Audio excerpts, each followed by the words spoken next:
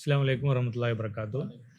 നമ്മൾ ഇന്ന് 2 മാസക്കാലം നമ്മൾ ഈജിപ്തിലുണ്ടായിരുന്നു. ഒരു ഷോർട്ട് കോഴ്സിന് വേണ്ടിയിട്ട് പോയതായിരുന്നു. അപ്പോൾ ഈ 2 മാസക്കാലത്ത് നമ്മളെ ഈജിപ്തിലെ ലൈഫിനെ കുറിച്ചും അതുപോലെ ഒരുപാട് മഹാന്മാരൊക്കെ ഉള്ള സ്ഥലമാണല്ലോ ഈജിപ്ത്.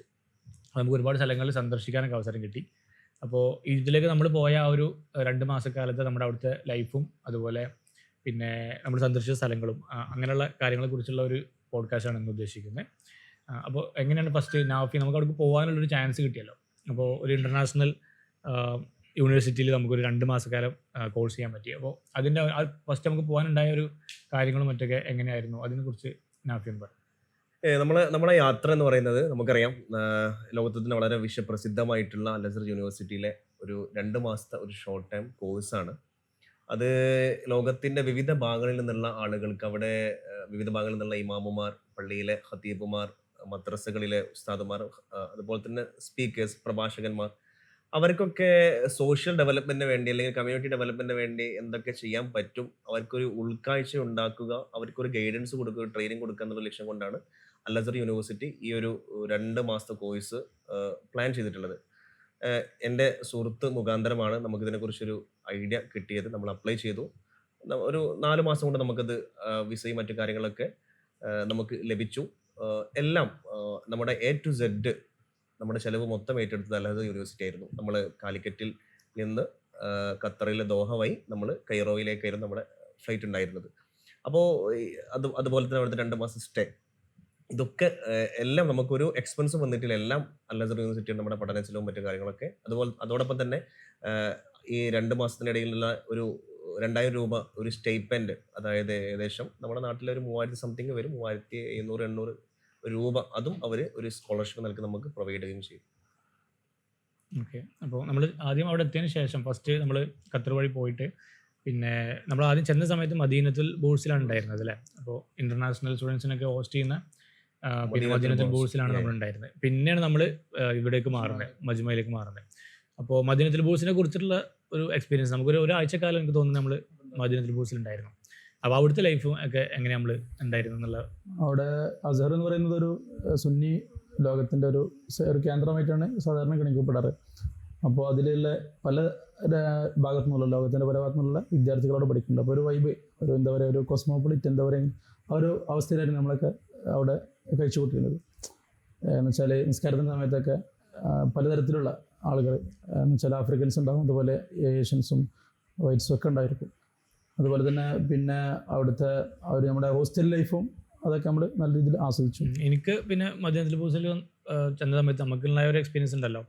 അതായത് ഭയങ്കര ഒരു ഫസ്റ്റ് ഒരു സ്ട്രിക്ട്നെസ് ഫീൽ ചെയ്തിട്ടുണ്ടായിരുന്നില്ലേ. നമ്മൾ തുടക്കത്തിലൊക്കെ ഇങ്ങനെ നമുക്കൊരു ഫുഡ് കാർഡൊക്കെ തന്നിട്ടുണ്ടായിരുന്നു. അപ്പോൾ ഒരു മഞ്ഞ കളറിലൊരു ഫുഡ് കാർഡൊക്കെ ഉണ്ടായിരുന്നു, സിമ്പിളായിട്ടുള്ള. അങ്ങനെ അതേ നമ്മൾ പാസ്, വേറെ നമുക്ക് ഒരു ഐഡൻറ്റിറ്റി അങ്ങനെ സംഭവങ്ങളൊന്നും ഉണ്ടായിരുന്നില്ലല്ലോ. അപ്പോൾ ഈ കാർഡ് വെച്ചിട്ടായിരുന്നു നമ്മൾ പിന്നെ ഗേറ്റിൽ, അതുപോലെ ഗേറ്റിൽ പോകലും വരലും അങ്ങനെയുള്ള സംഭവങ്ങളൊക്കെ ചെയ്തിട്ടുണ്ടായിരുന്നത്. അപ്പോൾ ഇതിനുള്ളിലേക്ക് കടക്കാനൊക്കെ ഉള്ള, പിന്നെ അതുപോലെ തന്നെ നമ്മൾ ഡൈനിങ് ഹാളിൻ്റെ ഒരു സിസ്റ്റം മറ്റൊക്കെ അതിൻ്റെ ഉള്ളിലത്തെ അത് ഭയങ്കര ഒരു ഇതായിട്ട് തോന്നി. ഒരു ബഫേ സിസ്റ്റം. നമ്മളിങ്ങനെ എല്ലാ രാജ്യക്കാരും ഇങ്ങനെ ലൈനിൽ നിന്ന് പോയിട്ട് ഫുഡ് വാങ്ങിയിട്ട് ഇങ്ങനെ വരുന്നത്. അന്നൊരു ഓറഞ്ചിന്റെ സീസൺ ആയിരുന്നു തോന്നുന്നില്ല നമ്മൾ പോയ സമയത്ത്. ഒരേ ടേബിളിൽ ആഫ്രിക്കക്കാരനും ഏഷ്യക്കാരനും യൂറോപ്യൻസും അത് ഭയങ്കര ഒരു നമുക്ക് ഭയങ്കര ഒരു തന്നെയായിരുന്നു. അതുപോലെ ഓരോരുത്തരെ ഫുഡിന്റെ പിന്നെ ആ ഒരു കൾച്ചർ നമുക്ക് നേരെ ഇതാക്കാൻ പറ്റും, ഫുഡ് കഴിക്കുന്ന രീതി. പിന്നെ ഓറഞ്ചിന്റെ സീസൺ ആയതുകൊണ്ട് നമുക്ക് ഇഷ്ടംമാതിരി ഓറഞ്ച് കിട്ടിയെന്ന് തോന്നുന്നു. സ്ട്രോബെറി, ഓറഞ്ചും സ്ട്രോബെറി നമ്മള് ഫെബ്രുവരിയിലാണ്. ഒരു തണുപ്പ് കാലമായിരുന്നു, തണുപ്പ് കാലമായതുകൊണ്ട് അതിന്റെ ഒരു സീസൺ ആയിരുന്നു. ഫെബ്രുവരി ഈ സമയത്ത് ഇപ്പൊ പീച്ചിന്റെ സമയമാണല്ലേ. നമ്മൾ ചെന്ന സമയത്ത് ബോസിനെ കുറിച്ച് നമ്മൾ പറയുമ്പോൾ അതിന്റെ ഏറ്റവും അട്രാക്റ്റീവ് ആയിട്ടുള്ള ഒരു വശം എന്ന് വെച്ചാൽ അവിടുത്തെ ആ നിസ്കാര ജമാഅത്താണ്. കാരണം അതിന്റെ അവിടുത്തെ ആ കിറാഅത്തും ആളുകളൊക്കെ ആ സമയമായാലും എല്ലാവരും പള്ളിയിലേക്ക് വന്നിട്ട്, കാരണം ഒരു വൈബാണ്. അതിനുശേഷം ആളുകളൊക്കെ ഖുർആൻ ഓതുക, ഒരു ഭാഗത്ത് ദിക്ർ ഹൽക്ക, ഇങ്ങനെ ഇവരൊക്കെ, അതായത് നമ്മളെ ഈ ലോകത്തിലെ വ്യത്യസ്ത ദേശങ്ങളിൽപ്പെട്ട ആളുകൾ ഇങ്ങനെ അവരുടെ ഇബാദത്ത്, അവരുടെ ആരാധന, നമ്മൾ തന്നെ ഒരു സെൽഫ് ഇൻസ്പയർഡ് ആയി പോകും. വ്യാഴാഴ്ച രാത്രിയൊക്കെ അങ്ങനെ ആഫ്രിക്കൻസിന്റെ പ്രത്യേകിച്ച് കുറെ ഹൽക്കകൾ ഉണ്ടായിരുന്നല്ലോ. അതെ, നമ്മൾ തന്നെ ഒരു ആത്മീയമായി നമുക്ക് തന്നെ ഒരു മോട്ടിവേഷൻ കിട്ടുന്ന നല്ലൊരു വൈബായിരുന്നു മദീനത്തുൽ ബൗസിലുള്ളത്. അവിടെ നമ്മൾ ഏകദേശം ഒരാഴ്ച ഉണ്ടായിട്ടുള്ളൂ തോന്നുന്നുണ്ട്. പിന്നെ നമ്മൾ അവിടുന്ന് നമ്മൾ ഇതിലേക്ക് പിന്നെ അസറിന്റെ തന്നെ ഒരു പിന്നെ അവരെ ഗസ്റ്റുകളൊക്കെ താമസിപ്പിക്കുന്ന ഒരു പിന്നെ ഏകദേശം ഒരു 3 സ്റ്റാർ സൗകര്യമുള്ള ഒരു ഹോട്ടൽ. ഹോട്ടലായിരുന്നല്ലോ. പിന്നെ നമ്മൾ ഏകദേശം 2 മാസക്കാലം മജ്മയിൽ തന്നെ ആയിരുന്നു അല്ലേ. മജ്മ നസർ സിറ്റിയിലല്ലേ വരുന്നത്, നസർ സിറ്റിയിലാണ്. മറ്റേത് നമ്മൾ പിന്നെ ഈ ഓൾഡ് കൈറോ മദീന ബൂസ് വന്നിട്ടുണ്ടായിരുന്നത്. മജ്മയിലെ ലൈഫ് എങ്ങനെ എക്സ്പീരിയൻസ് ചെയ്തിട്ടുണ്ടായിരുന്നേ? മജ്മ സാധാ ഒരു ഹോട്ടലിലൊക്കെ നിൽക്കുന്ന മാതിരിയുള്ള ഒരു ലൈഫായിരുന്നു. അറ്റാച്ച്ഡ് ബാത്റൂം ഇതൊക്കെ ഉള്ള. നേരെ കുറച്ച് മറ്റേതൊരു ഹോസ്റ്റലായിരുന്നു. നമുക്ക് രണ്ടാൾക്കായിട്ട് ഒരു റൂമല്ലേ, രണ്ടാൾക്ക് ഒരു റൂമായിട്ടാണ് മജ്മയിൽ ഉണ്ടായിരുന്നില്ല. മദീനത്തുൽ ബൂസിൽ നമുക്ക് പിന്നെ അങ്ങനത്തെ സൗകര്യങ്ങൾ കുറച്ച് കുറവായിരുന്നു. പക്ഷെ ആ ഒരു യൂണിവേഴ്സിറ്റി വൈബ് നല്ലൊരു ലൈഫ്. അതെ അതെ. നമ്മൾ എടുത്ത് പറഞ്ഞ കാര്യം എന്ന് വെച്ചാൽ നമ്മളിപ്പോൾ ഇന്റർനാഷണൽ ഗസ്റ്റുകളാണ്. അപ്പോൾ അസ്ഹറെ നമ്മൾ എന്തായാലും സമ്മതിക്കും. നമ്മൾ ഇത്രമാത്രം നമുക്ക് വേണ്ടിയിട്ടുള്ള ടിക്കറ്റ്, ഫുഡ് ആൻഡ് അക്കോമഡേഷൻ, അതും തന്നെ ഒരു 3 സ്റ്റാർ ലെവലിൽ നല്ലൊരു ഹോട്ടൽ. അപ്പം അത്രയും നമ്മളെ അവർ പരിഗണിച്ചു. അപ്പോൾ അസ്ഹറിന്റെ ഒരു പ്രത്യേകത നമ്മൾ എത്ര നന്ദി പറഞ്ഞാലും മതിയാവില്ല അസ്ഹറിന്റെ അതോറിറ്റിയോട്. എനിക്ക് തോന്നുന്നത് പിന്നെ നമ്മൾ മദീനത്തുൽ ബൂസിൽ നമ്മൾ നിന്ന സമയത്ത് പറഞ്ഞാൽ ഫസ്റ്റ് നമ്മൾ ഇന്ത്യക്കാരും അതുപോലെ പിന്നെ ആഫ്രിക്കൻസ് അങ്ങനെ പിന്നെ ടോങ്കോ അവരൊക്കെ വന്നിട്ടുണ്ടായിരുന്നു, സുഡാനികളൊക്കെ വന്നിട്ടുണ്ടായിരുന്നുള്ളൂ അല്ലേ. പിന്നെ മറ്റുള്ള രാജ്യക്കാർ അത്ര എത്തിയിട്ടുണ്ടായിരുന്നില്ല. ഇന്തോനേഷ്യ അതുപോലെ അൽജസൈർ എന്ന് എനിക്ക് തോന്നുന്ന ആ സമയത്ത് എത്തിയിട്ടില്ല. നമ്മളിൽ 7-8 രാജ്യങ്ങളിലുള്ള സ്റ്റുഡൻസ് ഉണ്ടായിരുന്നു നമ്മളെ ഇതിൽ ദൗറയിൽ. അപ്പോൾ ആ സമയത്ത് കുറേ രാജ്യക്കാർ എത്തിയിട്ടുണ്ടായിരുന്നില്ല. അപ്പോൾ അതുകൊണ്ട് തന്നെ ഫസ്റ്റ് നമ്മൾ മദീനത്തുൽ ബൂസിൽ നിന്നിട്ട് പിന്നെ ഇവിടേക്ക് മജ്മയിലേക്ക് മാറിയപ്പോൾ എല്ലാവർക്കും അക്കോമഡേറ്റ് ചെയ്യാൻ പറ്റുന്ന രീതിയിൽ നമ്മൾ ഏകദേശം 2-3 ഫ്ലോറിലായിട്ട് ഫുള്ള് നമ്മൾ തന്നെ ആയിരുന്നു. അതെ അതെ. കാരണം ഒരുപാട് നമ്മളെ ഒരു കുറച്ചുകൂടി ഏജ് ആയിട്ടുള്ള ആളുകളായിരുന്നു കുറെ ഉണ്ടായിരുന്നത്. അപ്പോൾ അതുകൊണ്ട് തന്നെ അവർക്ക് സൗകര്യമൊക്കെ പരിഗണിച്ചായിരിക്കും അങ്ങനെ ഒരു ചേഞ്ച് വരുത്തിയിട്ടുണ്ടാവും അല്ലേ. പിന്നെ നമ്മൾ മജ്മയിൽ വന്നിട്ട് അധികം വൈകാതെ നമ്മൾ എനിക്ക് തോന്നുന്നത് 2-3 ദിവസത്തിനുള്ളിൽ തന്നെ നമ്മൾ അസറിലേക്ക് പോയി അല്ലേ. അസർ പള്ളിക്കൊക്കെ നമ്മൾ പിന്നെ അസർ പള്ളി, അസർ യൂണിവേഴ്സിറ്റിന്റെ ആ ഒരു ക്യാമ്പസ് ഒക്കെ കാണാൻ വേണ്ടിയിട്ട് ആ ഒരു മഗ്‌രിബിന്റെ സമയത്തായിരുന്നു. ദറാസ അല്ലേ നമ്മളെ സ്ഥലത്തിന്റെ പേര്. ഓൾഡ് കൈറോയിലുള്ള ഏറ്റവും പുരാതനമായിട്ടുള്ള ഒരു വൈബ് കിട്ടണമെങ്കിൽ ദറാസയ്ക്ക് തന്നെ. അതെ അതെ, ദറാസയിലേക്ക്. അവിടെയാണ് ജാമിഉൽ അസ്ർ എന്ന് പറയുന്ന വളരെ അസർ അവിടെയാണ് തുടങ്ങിയത്. ജാമിഉൽ അസ്റിൽ നിന്നാണ് ജാമിയത്തുൽ അസ്റിലേക്ക് മാറിയത്. ജാമിഉൽ അസ്റിന്റെ അസറിന്റെ പള്ളി അത് വല്ലാത്തൊരു ഒരു ഈജിപ്ഷ്യൻ ആർക്കിടെക്ചറിന്റെ ഏറ്റവും ഉദാത്തമായിട്ട് എന്തായാലും പറയാം, നമുക്ക് വിവരിക്കാൻ പറ്റൂല. അത്രമാത്രം വളരെ ഡിസൈൻഡ് ആയിട്ട് ക്രമീകരിക്കപ്പെട്ടു. ശ്രദ്ധിച്ചിട്ടുണ്ടാവും ആ മിനാരത്തിന്റെ അത് അസറിലെ പള്ളിക്ക് മാത്രമേ ഉള്ളൂ. അങ്ങനെ അതിന്റെ ഇതിന് പിന്നിൽ എന്തെങ്കിലും ആർക്കിടെക്ചർ ആയിട്ടുള്ള അങ്ങനെ എന്തെങ്കിലും സംഭവം സ്ക്വയർ ടൈപ്പ് ആണ് അധികം ചെയ്യല് അല്ലേ. ഏകദേശം പിന്നെ മേജർ എല്ലാ ഡൈനാസ്റ്റീസും ഈജിപ്തിൽ ഇതായിട്ട് വന്നിട്ടുണ്ടല്ലോ. ഫാത്തിമിഡ്സ് അല്ലേ ഇതുണ്ടാക്കുന്നത്, നമ്മളെ അസർ പള്ളി ഉണ്ടാക്കുന്നത് 970 അല്ലേ.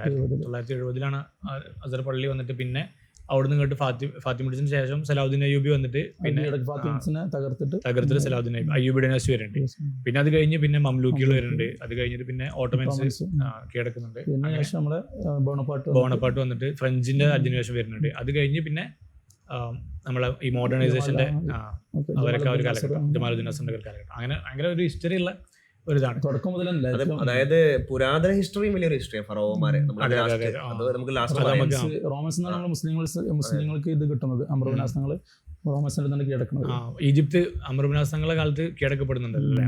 നമ്മൾ അവരുടെ ഈജിപ്ഷ്യൻ നമ്മൾ ക്രാഡിൽ ഓഫ് സിവിലൈസേഷൻ എന്ന് പറയുന്നത്. അതെ അതെ അതെ. അത് അങ്ങനത്തെ ചരിത്രം വേറെ ലോകത്ത് ഒരു രാജ്യത്തിനും ഇല്ല. മുസ്ലിം ആവണതിന് മുമ്പ് ഇസ്ലാമിക്ക് ഇതിന് മുമ്പ് തന്നെ കുറെ പ്രാവശ്യം ഈജിപ്തിലേക്ക് കച്ചവടത്തിനൊക്കെ പോകുന്നുണ്ട്. അപ്പൊ അങ്ങനെ അദ്ദേഹത്തിന് നല്ല കണക്ഷൻ ഉണ്ട്. പിന്നെ ആ സമയത്ത് തന്നെ ഒരു പുരോഹിതനെ മൂപ്പരെ കണ്ടിട്ട് പറയുന്നുണ്ട് ഇങ്ങനെ നിങ്ങൾ ഈജിപ്തിലേക്ക് ഇങ്ങനെ പറഞ്ഞിട്ട് ഇങ്ങനെ മൂപ്പരൊരു ഒരു എന്താ പറയാ ഒരു നല്ലൊരു ഉപദേശം കൊടുക്കും. ജാമിഉ അംർ ബിൻ ആസിൽ നമ്മൾ ജുമസ്കരിക്കാൻ പോയിരുന്നില്ല. അത് ഭയങ്കര ഒരു എക്സ്പീരിയൻസ് ചെയ്യുന്നുണ്ടോ. കാരണം നമ്മൾ ആ ഒരു ജുമന്റെ സമയത്ത് അവിടെ എത്തി. വലിയൊരു പള്ളിയാണല്ലോ അല്ലെ, സെൻട്രൽ ഇങ്ങനെ ഒരു ഒതുടുക്കാനുള്ള ചർച്ച്. അതെ അതെ, അതിന്റെ അടുത്ത് തന്നെ ഒരു ചർച്ചും ഉണ്ട്. പെണ്ണുങ്ങളും പിന്നെ എല്ലാവരും വന്നിട്ട് ഭയങ്കര വലിയൊരു, പിന്നെ എനിക്ക് തോന്നുന്നത് അന്ന് ഒരുപാട് മൈത്തുസ്കാരങ്ങൾ ഉണ്ടായിരുന്നു അല്ലെ. അവിടെ ഒക്കെ ഫുള്ള് ഇവിടെ കൊടുത്തിട്ട് ജാമിഅ മർമാസ് കൊടുത്തിട്ട് ഓരോരുത്തർ ഇങ്ങനെ മൈത്ത് നിസ്കരിക്കുന്നത് ഇങ്ങനെ പോകുന്നു. ഈജിപ്തിലെ ആദ്യ മസ്ജിദ് അതിപ്പോൾ റെനോവേറ്റ് ചെയ്ത് നല്ല അടിപൊളിയാക്കിയിട്ട് ഇതായിട്ടുണ്ട്. പിന്നെ വലിയ അവിടുത്തെ എന്താണ് ഇതും ഒതുടുക്കാനുള്ള അങ്ങനത്തെ സൗകര്യങ്ങളും കാര്യങ്ങളൊക്കെ തന്നെ ഭയങ്കര വലിയൊരു മസ്ജിദാണല്ലോ. അപ്പോൾ കുട്ടികളും അതുപോലെ പെണ്ണുങ്ങളും ആണുങ്ങളും എല്ലാവരും കൂടിയിട്ട് എനിക്ക് അവിടുത്തെ മൈത്ത് നിസ്കരിച്ച് കൊണ്ടുപോകണം. അത് ഭയങ്കര ഇതായി. നമ്മൾ പിന്നെ ഇങ്ങനെ കുറേ നേരം അവിടെ വെയിറ്റ് ചെയ്ത് നിന്നിരുന്നു. ഓരോരുത്തർ ഇങ്ങനെ ഓരോ ഫാമിലി അതിൻ്റെ കൂടെ അവരെ മൈത്തിന് ഇങ്ങനെ കൊണ്ടുപോകാം. ഇവിടെ കൊണ്ടുവന്നിട്ട് നിസ്കരിച്ചിട്ട് കൊണ്ടുപോകുന്ന ആ ഒരു ഇതിങ്ങനെ കണ്ടിരുന്നു. അസറിൽ അതിൻ്റെ നമ്മൾക്ക് അങ്ങനത്തെ ഒരു എക്സ്പീരിയൻസ് കിട്ടിയില്ല. നമ്മൾ ഒരു ഇതിനാണ് നിസ്കാരത്തിന് അങ്ങനെ കൂടിയിട്ടുള്ളൂ തോന്നുന്നുണ്ട്. പെട്ടിയിലാണ് എല്ലാം മയ്യത്തുകൾ അതെ അതെ കൊണ്ടുപോകുന്നതിലെ. പള്ളികളെ കുറിച്ച് പറയുമ്പോൾ നമുക്ക് ഈജിപ്ഷ്യൻ പള്ളികളിലെ ഖിറാഅത്ത് നമ്മൾ ഒരിക്കലും പറയാതിരിക്കാൻ പറ്റില്ല. കാരണം നമുക്കറിയാം ഖുർആന് അത് മക്കയിലാണ് അവതീർണമായത്. പക്ഷെ അത് ഏറ്റവും കൂടുതൽ പ്രചാരം നേടിയത് മിസ്രിലെ കാരിയിൽ എന്ന് പറയുന്ന അബ്ദുൽ വാസിദ് അടക്കമുള്ള മഹാന്മാരായിട്ടുള്ള ഒരുപാട് വ്യക്തിയിലൂടെയാണ്. ഇങ്ങനെ പറയുന്നുണ്ടല്ലോ, ഖുർആൻ മക്കയിൽ അവതീർണമായി, പിന്നെ ഇറാഖിൽ എഴുതപ്പെട്ടു, പിന്നെ ഈജിപ്തിൽ അതിന്റെ പാരായണം നടന്നു. അങ്ങനെ ലോകത്ത് ഇതുണ്ടല്ലോ നമ്മളെ സൗദി ഈജിപ്ത് എന്നുള്ള ഒരു സംഭവം, മറ്റേ ഇസ്ലാമിക് വേൾഡിന്റെ ഖിറാഅത്തിന്റെ ഇതില് രണ്ടൊരു ഇവര് പറയും സൗദികൾ തെറ്റാണെന്ന് പറയും, മറ്റൊരു പറയും ഇത് തെറ്റാണെന്നുള്ള ഒരു സംഭവം നടക്കുന്നുണ്ട്. എനിക്ക് തോന്നുന്നേ നമ്മള് പിന്നെ പള്ളികൾ ഓരോ പള്ളിയിലേക്ക് പോകുമ്പോഴും പിന്നെ ഖിറാഅത്തിന്റെ ഭയങ്കര വ്യത്യസ്ത ഈവൻ പിന്നെ നമ്മളെ സബുൽ ഖിറാഅത്ത് ഇതാക്കുന്ന ഖിറാഅത്ത്. കാരണം നമുക്ക് നമ്മളൊക്കെ വിശേഷം നമ്മള് റമദാനിലായിരുന്നു നമുക്ക് എന്തുണ്ടായിരുന്നത്, നമ്മള് അവിടെ ഒരു മാസം നമുക്ക് റമദാൻ അവിടെ കിട്ടി. അപ്പൊ തറാവിനൊക്കെ നമ്മള് ഖുർആന്റെ തിലാവത്ത് പാരായണം ചെയ്ത് നമുക്ക് തന്നെ നല്ലൊരു ഭയഭക്തിയും നമ്മളൊരു അട്രാക്റ്റീവ് ആവും നിസ്കാരത്തിലേക്ക്. ഖിറാഅത്ത് എത്ര നമ്മള് സ്വാധീനിക്കുന്നുള്ളത് ശരിക്കും പോയാലാണ് നമുക്ക് മനസ്സിലാവുന്നത്. പിന്നെ നമ്മുടെ ആ ഒരു ഇദാഅത്തുൽ ഖുർആൻ റേഡിയോ, അതിൽ ആ പറയുന്ന ആളെ നമ്മളെ ക്ലാസ്സിൽ വന്നിരുന്നു. ഇദാഅത്തുൽ ഖുർആൻ വൽ ഖാഹിറ ഇതെന്നെ വരുമ്പോ ഒരു ഇത് കിട്ടുന്നുണ്ട്. അപ്പൊ അതിനെ കുറിച്ചൊക്കെ അതെങ്ങനെ ചാനലൊക്കെ നമുക്ക് പരിചയപ്പെടുത്തി. അതായത് ഖുർആൻ അതിന്റെ യഥാർത്ഥ ഒരു പാരായണം നമുക്ക് കിട്ടിയത് ആസ്വദിക്കണമെങ്കിൽ നമ്മൾ ഈജിപ്തിലേക്ക് തന്നെ പോകണം. അതും ആ റമദാൻ മാസം കൂടി ആയാല് അതിന്റെ ഒരു രസം വേറെ തന്നെയാണ്. പിന്നെ നമ്മള് റമദാന് കാര്യമായിട്ട് നമ്മള് അധികം നിസ്കരിച്ചിരുന്നത് ഹുസൈൻ പള്ളിയിലായിരുന്നു. നമ്മൾ അസർ പള്ളി നിൽക്കുന്നതിന്റെ നേരെ തൊട്ടിപ്പുറത്ത് തന്നെ ഹുസൈൻ പള്ളി, അതിന് നടുവിൽ റോഡ് പോകുന്നുണ്ട്. അവിടുന്ന് സബ് ഇറങ്ങിയിട്ട് അപ്പുറത്ത് കടന്നാൽ ഹുസൈൻ പള്ളിയാണല്ലോ. അപ്പോൾ ഇത് രണ്ട് പള്ളി അടുത്തടുത്ത് തന്നെ നിൽക്കണേ, രണ്ട് പള്ളിയിൽ നിറച്ച ആളുണ്ടാവും റമദാന് അല്ലേ. പക്ഷെ നമ്മള് കുറെ അസർ പള്ളി നിസ്കരിച്ചിട്ടുണ്ട്, അതേസമയം നമ്മള് ഹുസൈൻ പള്ളി എന്ന് കാര്യമായിട്ട് അധികം എനിക്ക് തോന്നുന്ന തറാവീനൊക്കെ കൂടിയിട്ടുണ്ടായിരുന്നേ. അപ്പോൾ ഹുസൈൻ പള്ളിന്റെ ആ ഒരു എക്സ്പീരിയൻസ് എങ്ങനെ നിങ്ങൾക്ക് തോന്നിയിട്ടുള്ളത്? ഹുസൈൻ പള്ളി നമുക്കറിയാം, ഇമാം ഹുസൈൻ റളിയല്ലാഹു തആല അൻഹുവിന്റെ റഅസ് ഷരീഫ്, അതായത് അദ്ദേഹത്തിന്റെ റഅസ്, അത് കബറടക്കം ചെയ്യപ്പെട്ട കർബലന്റെ ഒരു പശ്ചാത്തലം നമുക്കറിയാം. കർബയിൽ അദ്ദേഹം ഷഹീദായി. പിന്നെ അദ്ദേഹത്തിന്റെ റഅസ് ഷരീഫ് അത് ഡമസ്കസിലാണ്, എന്താ പറയാ, ഡമസ്കസിലാണ് അത് മറവ് ചെയ്യപ്പെട്ടത്. പക്ഷെ പിന്നീട് അത് ചില കാരണങ്ങളാൽ ഡമസ്കസിൽ നിന്ന് ഈജിപ്തിലേക്ക് കൊണ്ടുവരപ്പെട്ടു. അങ്ങനെ ഈജിപ്തിലാണ് അദ്ദേഹത്തിന്റെ ഭൗതിക ശരീരം ഒഴിച്ച് തല മാത്രം ഈജിപ്തിലാണ് മറവ് ചെയ്യപ്പെട്ടത്. അപ്പോൾ ആ ഒരു പള്ളി അത് കേന്ദ്രീകരിച്ചിട്ടാണ് ഇമാം മസ്ജിദ് ഹുസൈൻ എന്ന് പറയുന്ന പള്ളി നിർമ്മിക്കപ്പെട്ടത്. അപ്പോൾ അതിൽ എന്താന്ന് വെച്ചാൽ അവിടുത്തെ ഏറ്റവും അതൊരു ഇമോഷണൽ സ്ഥലമാണ്. കാരണം ഹുസൈൻ റളിയല്ലാഹു തആലയുടെ പരിശുദ്ധമാക്കപ്പെട്ട നബിന്റെ പേരക്കുട്ടി. അപ്പോൾ അത് ആളുകൾക്ക് ഒരു ഇമോഷനാണ്. അപ്പോൾ അവിടെ എല്ലാം, അത് സുന്നികളാവട്ടെ ഷിയാക്കളാവട്ടെ, നമ്മൾ ഈവൻ നിസ്കരിക്കുന്ന സമയത്ത് അവരവിടെ സിയാറത്ത് ചെയ്യുന്ന ബോറ ഷിയാക്കൾ വരെ ഈജിപ്തിൽ വലിയൊരു ഭൂരിപക്ഷം അവരുണ്ട് തോന്നുന്നുണ്ട്, ബോറ മുസ്ലിംസ് അല്ലെ. ഒരുപാട് ഇപ്പോൾ നബിന്റെ പരമ്പരയിൽ വരുന്ന കുറെ ആൾക്കാർ അവിടെ ഉണ്ടല്ലോ, മറുപടി എടുക്കുന്നുണ്ടല്ലോ. അപ്പോൾ ഇവരൊക്കെ പള്ളികൾ, ഇപ്പോൾ ഈവൻ സൈനബ് മസ്ജിദ് ഒക്കെ ഉണ്ടല്ലോ, അപ്പോൾ ഇതൊക്കെ ഫണ്ട് ചെയ്യുന്നതും പിന്നെ ഇപ്പൊ എല്ലാ പള്ളിയും ഏകദേശം നല്ല അടിപൊളിയായിട്ട് റെനോവേറ്റ് ചെയ്തിട്ടുണ്ട്. അപ്പൊ അത് കാരണത്താലേക്ക് ഇത്ര അധികം എനിക്ക് തോന്നുന്നത് നല്ല ഉഷാറായിട്ട് പള്ളിയൊക്കെ മെയിൻറ്റെയിൻ ചെയ്യാനും അതിൽ ഇപ്പോൾ എല്ലാ കാര്യങ്ങളാണെന്നുണ്ടെങ്കിലും നല്ല ഉഷാറായിട്ട് തന്നെ ചെയ്യുന്നുണ്ട്. അപ്പൊ ഈവൻ നമ്മള് പിന്നെ പ്രധാനമന്ത്രി മോഡി വരെ അവിടെ സന്ദർശിച്ച സമയത്ത് അല്ലേ, ഇവരെ ബോറോസിന്റെ ഇതിൽ പോയി നിന്നൊക്കെ അങ്ങനെ ഒരു സംഭവം നമ്മൾ പോയപ്പോൾ കേട്ടിട്ടുണ്ടായിരുന്നു. നമ്മളെ ഉസർദാന്റെ ശിരസ് ഇങ്ങനെ എത്തുന്നത് അങ്ങനെയാണ്. നമ്മുടെ അവിടെ അസ്കലാൻ എന്ന് പറഞ്ഞ സ്ഥലത്ത് എത്തി, ദമസ്കസ് പിന്നെ എടുത്തിട്ട് അസ്കലാനിൽ എത്തുന്നുണ്ട്. പിന്നെ അവിടുന്ന് നമ്മുടെ ഈ ക്രൂസൈഡ്സിന്റെ സമയത്ത് ബദറുൽ ജമാലി എന്ന് പറഞ്ഞ ഇവരെ ഫാത്തിമിൻസിന്റെ ഒരു എന്താണ് ഒരു അദ്ദേഹം തന്റെ ഇവിടെ വെച്ചിട്ടാണ് കൊണ്ടുവരുന്നത്, കാണാതെ അങ്ങനെ കൊണ്ടുവന്നിട്ട് അങ്ങനെ പറയുകയാണ്.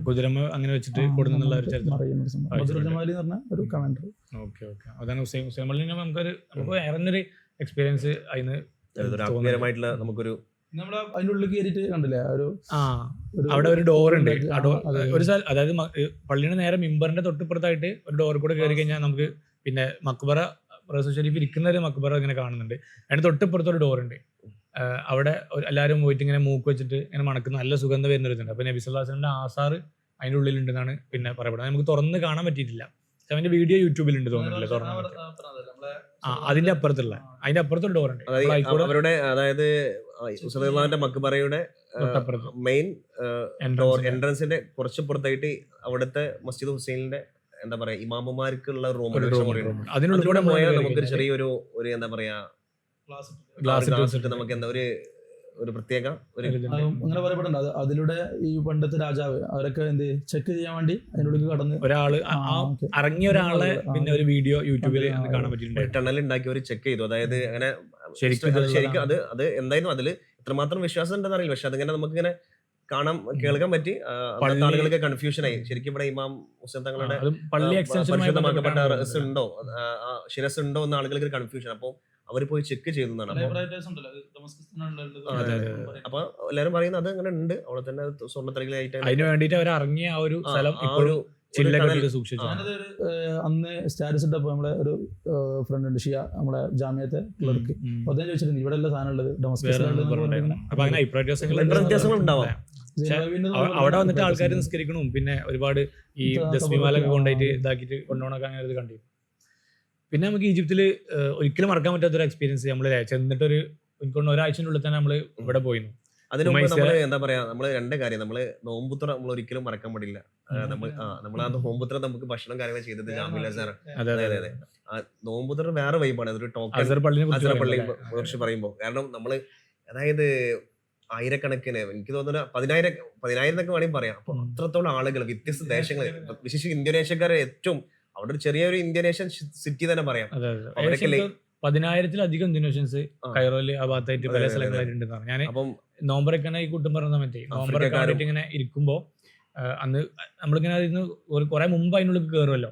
അപ്പൊ നമ്മളിങ്ങനെ പിന്നെ ഇവിടെ അസറിന്റെ അവിടെ എത്തി വണ്ടി ഇറങ്ങിയിട്ട് നമ്മൾ നേരെ നടന്ന് പല ഗേറ്റിനുള്ളിൽ കൂടി ഇങ്ങനെ നമ്മൾ ഉള്ളിൽ കടത്തി വിടല്ലോ ചെയ്യുക. അപ്പൊ അവിടെ നിന്ന് നമുക്ക് ടോക്കൺ തരും.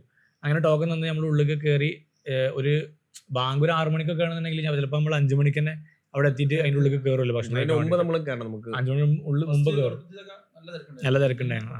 അപ്പൊ അങ്ങനെ ഉള്ളിൽ കയറി ഇരിക്കുന്ന സമയത്ത് ഇങ്ങനെ ഒരു ഇന്തോനേഷ്യക്കാരനോട് ഇങ്ങനെ സംസാരിച്ചപ്പോൾ പിന്നെ പുള്ളി പറഞ്ഞിട്ടുണ്ടായിരുന്നു ഏകദേശം 10,000-ലധികം ഇന്തോനേഷ്യൻസ് ഇവിടെ ഉണ്ട്. കാരണം അവർക്ക് ഗവൺമെന്റ് എനിക്ക് തോന്നുന്നു ഫണ്ട് കൊടുക്കുന്നു, സ്കോളർഷിപ്പ് കൊടുക്കുന്നുണ്ട് ഈജിപ്ത് പഠിക്കാൻ. അപ്പോൾ കുറെ പേരൊക്കെ ഓൻ പറഞ്ഞതുണ്ടോ അതീസ് ഇൻട്രസ്റ്റഡ് ആയിട്ട് വന്നതാണ്. അപ്പോൾ ഓൻ പറഞ്ഞിട്ടുണ്ടായിരുന്നത് പിന്നെ അങ്ങനെ കുറെ ആൾക്കാരുണ്ട് അവിടുന്ന് പോരും സ്കോളർഷിപ്പ് ഒക്കെ ആയിട്ട്. കുറെ ആൾക്കാർ ചിലപ്പം കോഴ്സ് കംപ്ലീറ്റ് ചെയ്യും. ചിലവർ ഇവിടെ തന്നെ അങ്ങനെ എന്തെങ്കിലും ചെറിയ കോഴ്സ് ഒക്കെ എടുത്തിട്ട് അങ്ങനെ നിൽക്കും. അല്ലെങ്കിൽ ചിലവർ എന്ത് ചെയ്യും പെട്ടെന്ന് തിരിച്ചു പോകും. പക്ഷെ അങ്ങനെ ഫണ്ട് വരുന്നതുകൊണ്ട് തന്നെ കുറെ ആൾക്കാർ സ്റ്റുഡൻസ് വരുന്നുണ്ടെന്ന് പറഞ്ഞിരുന്നു. പിന്നെ ഫാമിലി ആയിട്ട് വന്നിട്ട് അങ്ങനെ നിൽക്കുന്ന കുറെ ഇന്തോനേഷ്യക്കാരെ ഞാൻ കണ്ടിട്ട് എനിക്ക് ഓർമ്മയുണ്ട്. പല നമ്മൾ മ്യൂസിയത്തിലൊക്കെ പോയപ്പോൾ കുറെ ഫാമിലി ഇന്തോനേഷ്യൻ ചെക്കന്മാരും അതുപോലെ അവർ രണ്ടുപേരും പഠിക്കുന്നുണ്ട് അങ്ങനെ വന്നിട്ട് നിൽക്കുന്ന കുറെ ആൾക്കാർ. അപ്പോൾ ഈ ഇന്തോനേഷ്യക്കാർ ഒരു തന്നെ ആയിരിക്കും ആ ഒരു നോമ്പറിന്റെ സമയത്ത് വളണ്ടിയേഴ്സ് ഒക്കെ അധികം ഇന്തോനേഷ്യക്കാരുണ്ട്. എല്ലാവരും ലൈനായി ഇങ്ങനെ ഇരുന്ന് അതില് ഇന്തോനേഷ്യക്കാരും ഇന്ത്യക്കാരും ആഫ്രിക്കക്കാരും എല്ലാവരും ഇങ്ങനെ നമ്മളിങ്ങനെ നിമിത്തങ്ങളെ കാലഘട്ടത്തിൽ പറയില്ലേ 5,000-ഓളം അവിടെ എഴുതി വെച്ചൊരു ബോർഡും ഉണ്ടായിരുന്നു. 5,000 വരെ ആളുകൾക്ക് 5,000-ഓളം ആളുകൾക്ക് ഒരേ ദിവസം എല്ലാ ദിവസവും വക്കീൽ അസർ അത് ഇൻസ്പെക്ട് ചെയ്തിട്ടാണ് അവര് ഇതിലാണ് ഇതിന്റെ ഡിപ്പാർട്ട്മെന്റ് നടക്കുന്നത്. നല്ല ഭക്ഷണം അസർ അതോറിറ്റി, അതായത് അത് നമുക്ക് വരുന്നത് നമ്മളെ ഷേഖുൽ അസറിന്റെ ഇതിൽ നിന്നാണ് വരുന്നത്. ഷേഖുൽ അസറിന്റെ നേതൃത്വത്തിലാണ് ആ ഫണ്ട് വരുന്നത് നമ്മളെ ഭക്ഷണത്തിനുള്ള. അതിനായിട്ട് പുറത്തോട്ട് പള്ളി ഇങ്ങനെ മാറ്റി കെട്ടിട്ട് ഭയങ്കര നല്ലൊരു ഹെൽപ്പ്, നല്ലൊരു എക്സ്പീരിയൻസ് ആയിരുന്നു. അതും ഇന്റർനാഷണൽ സ്റ്റുഡൻസിന് മാത്രം. ഈജിപ്തിലുള്ള ആളുകൾക്ക് കയറാനുള്ള എൻട്രൻസ് മാത്രം പുറത്തുള്ള ആളുകളെ അസ്ഹറും ഈജിപ്ഷ്യൻ ഗവൺമെന്റും പരിഗണിക്കുന്നുണ്ടെന്ന് നമുക്ക് വിദേശികളോട് നല്ലൊരു അപ്രോച്ചാണ്. ബാക്കി ചിലത്തേക്ക് എന്തുണ്ടാവും ഒരു ഇസിനോഫോബിയ എന്താ പറയുന്നത്, ആ ഒരു വേറെ മാറ്റി നിർത്തുന്ന ഒരു നമ്മൾ ഇന്ത്യക്കാരെന്ന് പറഞ്ഞാൽ ഒരു ഹസൻ ഉന്നാസ് എന്ന് പറയും, നല്ല മനുഷ്യന്മാരെന്ന് പറയും ഇന്ത്യക്കാരെ കുറിച്ച്. എല്ലാവരും നമ്മൾ ഏത് ടാക്സി പോയാലും ആരൊക്കെ ഉണ്ടാവും ഹിന്ദിയും ഹസൻ ഉന്നാസ് നല്ല മനുഷ്യന്മാർ ഇന്ത്യക്കാരെ. മാത്രം ടാക്സിന്റെ കാര്യം പറഞ്ഞ സമയത്താണ് നമ്മൾ ശ്രദ്ധിച്ചിട്ടുണ്ടോ അറിയില്ല, എല്ലാ ടാക്സിന്റെ ഉള്ളിലും മുമ്പിൽ ഖുറാൻ വെച്ചിട്ടുണ്ടാവും അല്ലെ. നമ്മൾ ഖുറാന്റെ ഒരു കേസ് പറഞ്ഞ സമയത്ത് ടാക്സിയും അങ്ങനെ നമുക്ക് ഏത് ടാക്സി എടുത്തു നോക്കാം, ഊബറോ നമ്മള് ദീദിയോ അങ്ങനെ ഏത് ടാക്സി വിളിച്ചു കഴിഞ്ഞാലും മുമ്പിൽ എന്തായാലും ഒരു ഖുറാൻ ഇരിക്കുന്നുണ്ടാവും.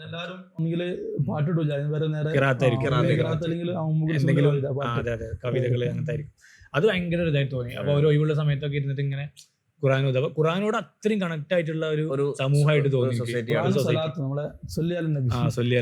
അത് വേറെ ചിലപ്പോ അവരുടെ ഡ്രസ്സൊക്കെ മോഡേൺ വേഷമായിരിക്കും, ചിലപ്പോ എന്താ പറയാ ഒരു തൊപ്പിയൊന്നും ഉണ്ടാവില്ല, പാന്റും ഷർട്ടും ഒക്കെ ആയിരിക്കും. പക്ഷെ അവര് ഖുർആനുമായിട്ട് അത്രയും അവര് ഹാഫിളുകളായിരിക്കാം. അവർക്ക് തൊപ്പി വലിയ താടിയോ അങ്ങനത്തെ ഒന്നുമില്ല, സാധാ ടീഷർട്ടും. പക്ഷെ അവര് ഹാഫിളുകളാണ്, അവര് ഖുർആന്റെ അർത്ഥങ്ങളും മറ്റു കാര്യങ്ങളൊക്കെ നല്ല ദീനുള്ള ആളുകൾ. ഞാൻ ഇവിടെ അസർ പള്ളിക്ക് പോണ ദറാസയ്ക്ക് നമ്മളിങ്ങനെ ബസ്സിൽ പോവല്ലോ വൈകുന്നേരം. അപ്പൊ ആ സമയത്തുള്ള ഒരു എക്സ്പീരിയൻസ്, ഇങ്ങനെ നമ്മളൊരു കടന്നു മുന്നിൽ കൂടെ ഇങ്ങനെ നടന്നു പോവാണ്. അപ്പോൾ അസറിന്റെ ഒരു സമയമാണ്. അപ്പോൾ പെട്ടെന്ന് ഇങ്ങനെ ബാങ്ക് കൊടുത്ത ഒരു സമയത്ത് ഒരാൾ എന്ത് ചെയ്യുന്നുണ്ട്, നേരെ കടൻ്റെ ഉള്ളിൽ നിന്ന് മുസൽ എടുത്ത് കൊടുത്തിട്ട് എന്ത് ചെയ്തു, നമ്മളെ പോണ പാസേജ് ഉണ്ടല്ലോ അവിടെ ജസ്റ്റ് ഒരു ചെറിയൊരു ഗ്യാപ്പ് ഉണ്ട്, പള്ളി ഇതിനുള്ളിൽ തന്നെ നേരെ എടുത്തിട്ട് അപ്പോൾ തന്നെ നിസ്കരിക്കുന്നുണ്ട്. അങ്ങനെ നമ്മൾ ഒരുപാട് സ്ഥലത്ത് കണ്ടിട്ടുണ്ട് അങ്ങനെ നിസ്കരിക്കണേ. പിന്നെ അതേമാതിരി നമ്മൾ നോമ്പ് തുറക്കൊക്കെ പോയിന്നെ നമ്മൾ അറബിയൻ്റെ ഒരു ഡ്രൈവർ ഉണ്ട്. അറബിയ പറഞ്ഞാൽ വലിയ വണ്ടി ഉണ്ടല്ലോ ടൊയോട്ടൻ്റെ, ഏകദേശം ഒരു 14 ആൾക്കാർക്കൊക്കെ കയറാൻ പറ്റുന്ന ടാക്സി ആയിട്ടുള്ള വണ്ടി അവിടെ പൊതുവെ ഉപയോഗിക്കപ്പെടുന്നത്. അതിൻ്റെ ഡ്രൈവർ നമുക്ക് വൈകുന്നേരം നമ്മൾ പിക്ക് ചെയ്യാൻ വേണ്ടി വരുമല്ലോ. അപ്പോൾ അസറിൻ്റെ സമയമായിരിക്കും ഏകദേശം. അപ്പോൾ പുള്ളിക്ക് പള്ളി പോയി നിസ്കരിക്കാനുള്ള ഒരു സമയം കിട്ടാത്തതുകൊണ്ട് ഒരു ദിവസം വന്ന് നോക്കുമ്പോൾ ഞങ്ങളൊക്കെ കയറണുള്ളൂ വണ്ടിക്ക്. അപ്പോൾ ആള് റോഡിൻ്റെ തൊട്ടപ്പുറത്ത് തന്നെ വണ്ടി നിർത്തിയിട്ട് വണ്ടീൻ്റെ സൈഡിൽ മുസല്ല തിരിച്ചിട്ട് നിസ്കരിക്കുന്നുണ്ട്. അപ്പോൾ എനിക്ക് തോന്നുന്നു ഓലൊക്കെ വണ്ടീൻ്റെ ഉള്ളിൽ തന്നെ ഖുറാനും അതിൻ്റെ കൂടെ തന്നെ മുസല്ലയും ഓല് കീപ്പ് ചെയ്യുന്നുണ്ട് എല്ലാ ഡ്രൈവർമാരും. അങ്ങനെ നല്ലൊരു പിന്നെ അങ്ങനെ ഇതിനോട് ഇങ്ങനെ കണക്ട് ചെയ്ത് നിൽക്കുന്ന ഒരു ഇതായിട്ട് തോന്നി, ഒരു ഇസ്ലാമിക പാരമ്പര്യത്തെ. പിന്നെ നമ്മൾ പോയി അടുത്ത ഒരു ആഴ്ചനുള്ളിൽ തന്നെ എനിക്ക് തോന്നുന്നത് നമ്മൾ ഉമൈസിലേക്ക് പോയിട്ടുണ്ടായിരുന്നു. ഫസ്റ്റ് ട്രിപ്പ് നമ്മളെ ഇങ്ങനെ ദൂര സ്ഥലങ്ങളിലേക്ക് പോകാൻ വേണ്ടിയിട്ട് ഒരുപാട് സ്ഥലങ്ങൾ എക്സ്പ്ലോർ ചെയ്യാൻ നമ്മളൊരു ആഗ്രഹിക്കുന്നല്ലോ. അപ്പോൾ നമുക്ക് ഉമൈസിറ ആദ്യം എനിക്ക് തോന്നുന്നു ഇവിടുന്ന് പോകുന്നതിന് മുമ്പ് തന്നെ ഷാദുൽ ഇമാമിൻ്റെ അതിനെ കുറിച്ചൊക്കെയുള്ള നമുക്ക് ഇങ്ങനെ ഒരു ഇതുണ്ടായിരുന്നു. അപ്പോൾ ഫസ്റ്റ് വീക്കിൽ നമ്മൾ പോകാൻ വേണ്ടി ആലോചിച്ച സമയത്ത് ഇത്ര ദൂരം ആയതുകൊണ്ട് തന്നെ നമ്മൾ ക്ലാസ്സിന് തിരിച്ചെത്തുമോ എന്നുള്ളതിൽ പോകണ്ടെന്നുള്ളൊരു ഇതൊക്കെ ഉണ്ടായിരുന്നില്ല. അപ്പോൾ നമ്മൾ പോകണ്ടെന്നുള്ള ഒരു കൺഫ്യൂഷനിൽ ഇങ്ങനെ നിൽക്കുന്നു. നമുക്ക് അടുത്ത മാസം റമദാനാണ് വരുന്നത്. അതെ, നമുക്ക് എന്തായാലും കുറച്ച് സ്ഥലം ദൂരമുള്ളതൊക്കെ നമുക്ക് പോകാന്നുള്ള ഒരു എക്സ്പീരിയൻസ് ഒരു ഇതിലാണ് നമ്മൾ ഉണ്ടായിരുന്നത്. അങ്ങനെ നമ്മൾ എനിക്കൊണ്ട് തൻസീമും പിന്നെ റഷീദുല നമ്മുടെ കൂടെ ഉണ്ടായിരുന്ന അവർ പോയിട്ട് ബസ്സിന് ടിക്കറ്റ് ബുക്ക് ചെയ്തു. ഏകദേശം 1000 കിലോമീറ്റർ ഉണ്ട് ഉമൈസറേക്ക്. കൈറോന്ന് ഗോ ബസ്സിൽ 1000 കിലോമീറ്റർ നമുക്ക് പിന്നെ യാത്ര ചെയ്യാണ്ട്. ഏകദേശം ഒരു 750 കിലോമീറ്റർ വരെ നമ്മൾ ബസ്സിൽ പോയിട്ട് പിന്നെ മർസാലം എന്ന് പറഞ്ഞ സ്ഥലത്ത് എത്തി. നമ്മൾ രാത്രിയിലെ കയറിയത്. രാത്രി ഒരു മണിക്ക് കയറി. പിറ്റേന്ന് ഒരു മണിയായപ്പോ നമ്മൾ മർസാലത്തിലെത്തി അല്ലെ. റെഡ് സീന്റെ ഒക്കെ അടുത്തുള്ള ഒരു നമ്മളെ യാത്രയുടെ റെഡ് സീയുടെ അത് വല്ലാത്തൊരു എക്സ്പീരിയൻസ് റെഡ് സീ നമ്മളിങ്ങനെ ചെങ്കടലിൽ കേൾക്കും മൂസ അലൈഹി സ്വലാമിന്റെ ചരിത്രത്തിലേക്ക് റെഡ് സീ. പക്ഷെ അത് റെഡ് സീ തൊട്ടപ്പുറത്ത് കൂടെ അതിന് തൊട്ടപ്പുറത്ത് നമ്മുടെ ഹൈവേ. മർസാലത്തിൽ നമ്മൾ ഏകദേശം ഒരു ഉച്ചക്ക് എത്തിയത്. അവിടെ നമ്മള് എന്താ അടുത്തിങ്ങനെ ചെയ്യേണ്ടെന്നുള്ള ഒരു കൺഫ്യൂഷനിൽ നിൽക്കുമ്പോൾ നമ്മളൊരു പള്ളി കയറിയപ്പോൾ പള്ളിക്കത്തെ ഇമാമിനെ നമുക്ക് കാർ അറേഞ്ച് ചെയ്ത് തന്നു അല്ലെ. നിസ്കാരം ലൂർ അസറും ജമ്മാക്കി നിസ്കരിച്ച് കഴിഞ്ഞ ഉടനെ തന്നെ നമുക്ക് കാർ അറേഞ്ച് ചെയ്ത് തന്ന്. എനിക്കൊണ്ട് ബിജോ എന്നെന്തോണ് ഫ്രഞ്ചിന്റെ കുറെ വണ്ടിയാണ് പഴയൊരു വണ്ടി. അതും നമ്മളിപ്പോഴത്തെ ഇന്നോവന്റെ ഒക്കെ ഒരു സ്പേസ് ഉണ്ട്, പക്ഷെ ഒരു പഴയ ടൈപ്പ് വണ്ടി. 5 ആൾക്കാർ ഇരുന്നിട്ടും പിന്നെ അതിൽ സ്പേസ് ഉണ്ട്. ശരിക്കും അത് 7 സീറ്റർ എന്നൊക്കെ തോന്നുന്നു. ബാക്കിൽ കുറച്ച് ഇങ്ങനെ തയ്യാണ്ടുള്ള ഒരു ബിജോ എന്നാണ് കമ്പനിയുടെ പേര്. അങ്ങനെ നമ്മൾ അയാളെ കൂട്ടിയിട്ട് പോയി. ഒരു 150 കിലോമീറ്റർ പിന്നെയും മർസാലത്ത് നിന്ന് യാത്ര ചെയ്യാണ്ട്. അങ്ങനെ നമ്മൾ രാത്രി ഒരു 8 മണി സമയമൊക്കെ 8 മണി ഫുള്ള് മരുഭൂമി ഒന്നുമില്ല. അപ്പൊ അതിന്റെ നമ്മള് ഈ ഹുമൈസറയിലെ ഇമാം ഷാദുലി തങ്ങൾ അവരുടെ മക്ബറാണല്ലോ. അപ്പോൾ നമ്മളിപ്പോൾ ഈ ഷാദുലി ഇമാമിനെ കുറിച്ച് കേൾക്കുന്നതൊക്കെ അധികം നമ്മുടെ അത്തിപ്പറ്റ് ഉസ്താദ് അങ്ങനെ മഹാന്മാരായിട്ടുള്ള നമ്മുടെ ഉലമാക്കളിലൂടെയാണ്. അപ്പോൾ ഷാദുൽ ഇമാം എന്ന് പറയുന്നത് ഷാദി ത്വരീഖത്തിന്റെ വലിയൊരു ത്വരീഖത്തിന് അദ്ദേഹത്തിന്റെ പേരിലുണ്ട്. അപ്പോൾ അദ്ദേഹം വഫാത്താകുന്ന സമയത്ത് തന്നെ അദ്ദേഹത്തിന്റെ ദുആ ഇതായിരുന്നു, ഞാനിങ്ങനെ ഈ ദോഷികളൊന്നും ഇല്ലാതെ ആളുകളൊന്നും അള്ളാഹുവിന് ദോഷം ചെയ്യാത്ത പാപം ചെയ്യാത്ത സ്ഥലത്തായിരിക്കും എന്നെ മരിപ്പിക്കുക എന്നുള്ള ഒരു ദുആ ഉണ്ടായിരുന്നു. അപ്പോൾ അതുകൊണ്ടായിരിക്കും ഹജ്ജിന് പോയി അദ്ദേഹം ഹജ്ജിന് പോകുന്ന സമയത്താണ് മൊറോക്കയിൽ നിന്ന് തുടങ്ങി ഇങ്ങനെ അദ്ദേഹം ഈ ഈജിപ്തിലെ ഈ ഹുമൈസിൽ വെച്ചാണ് അദ്ദേഹം വഫാത്താകുന്നത് ഇമാം ഷാദുലി തങ്ങൾ. അപ്പോൾ അദ്ദേഹത്തിന്റെ ആ ദുആ അള്ളാഹു എങ്ങനെ സ്വീകരിച്ചു എന്ന് നമുക്ക് മനസ്സിലാക്കാൻ പറ്റുന്ന വെച്ചാൽ നമ്മൾ ഈ ഹുമൈസറയിൽ നിന്ന് ഇറങ്ങി നമ്മൾ ആ എന്താ പറയുക 150 കിലോമീറ്റർ നമ്മൾ ആ ടാക്സി ആ യാത്ര ഉണ്ടല്ലോ, അത് 2 മലകൾക്കിടയിലാണ്. അങ്ങനത്തെ ഒരു മല, ഒരു വെറൈറ്റി മല, അത് നമ്മൾ അവിടെ വേറെ സ്ഥലത്തും കാണാൻ പറ്റില്ല. ആ 2 മലകൾക്കിടയിലൂടെയുള്ള ഒരു ഹൈവേ. അവിടെ ആ 2 മലക്ക് ആരും ഒരു മനുഷ്യന്മാരും ഇല്ല. അതായത് നമുക്ക് ആ ഗ്രാമത്തിൽ എത്തിപ്പെടണമെന്നുണ്ടെങ്കിൽ ഇത് ഉദ്ദേശിച്ച് പോകുന്ന ആൾക്കാർ മാത്രമേ അങ്ങോട്ട് എത്തിപ്പെടുള്ളൂ.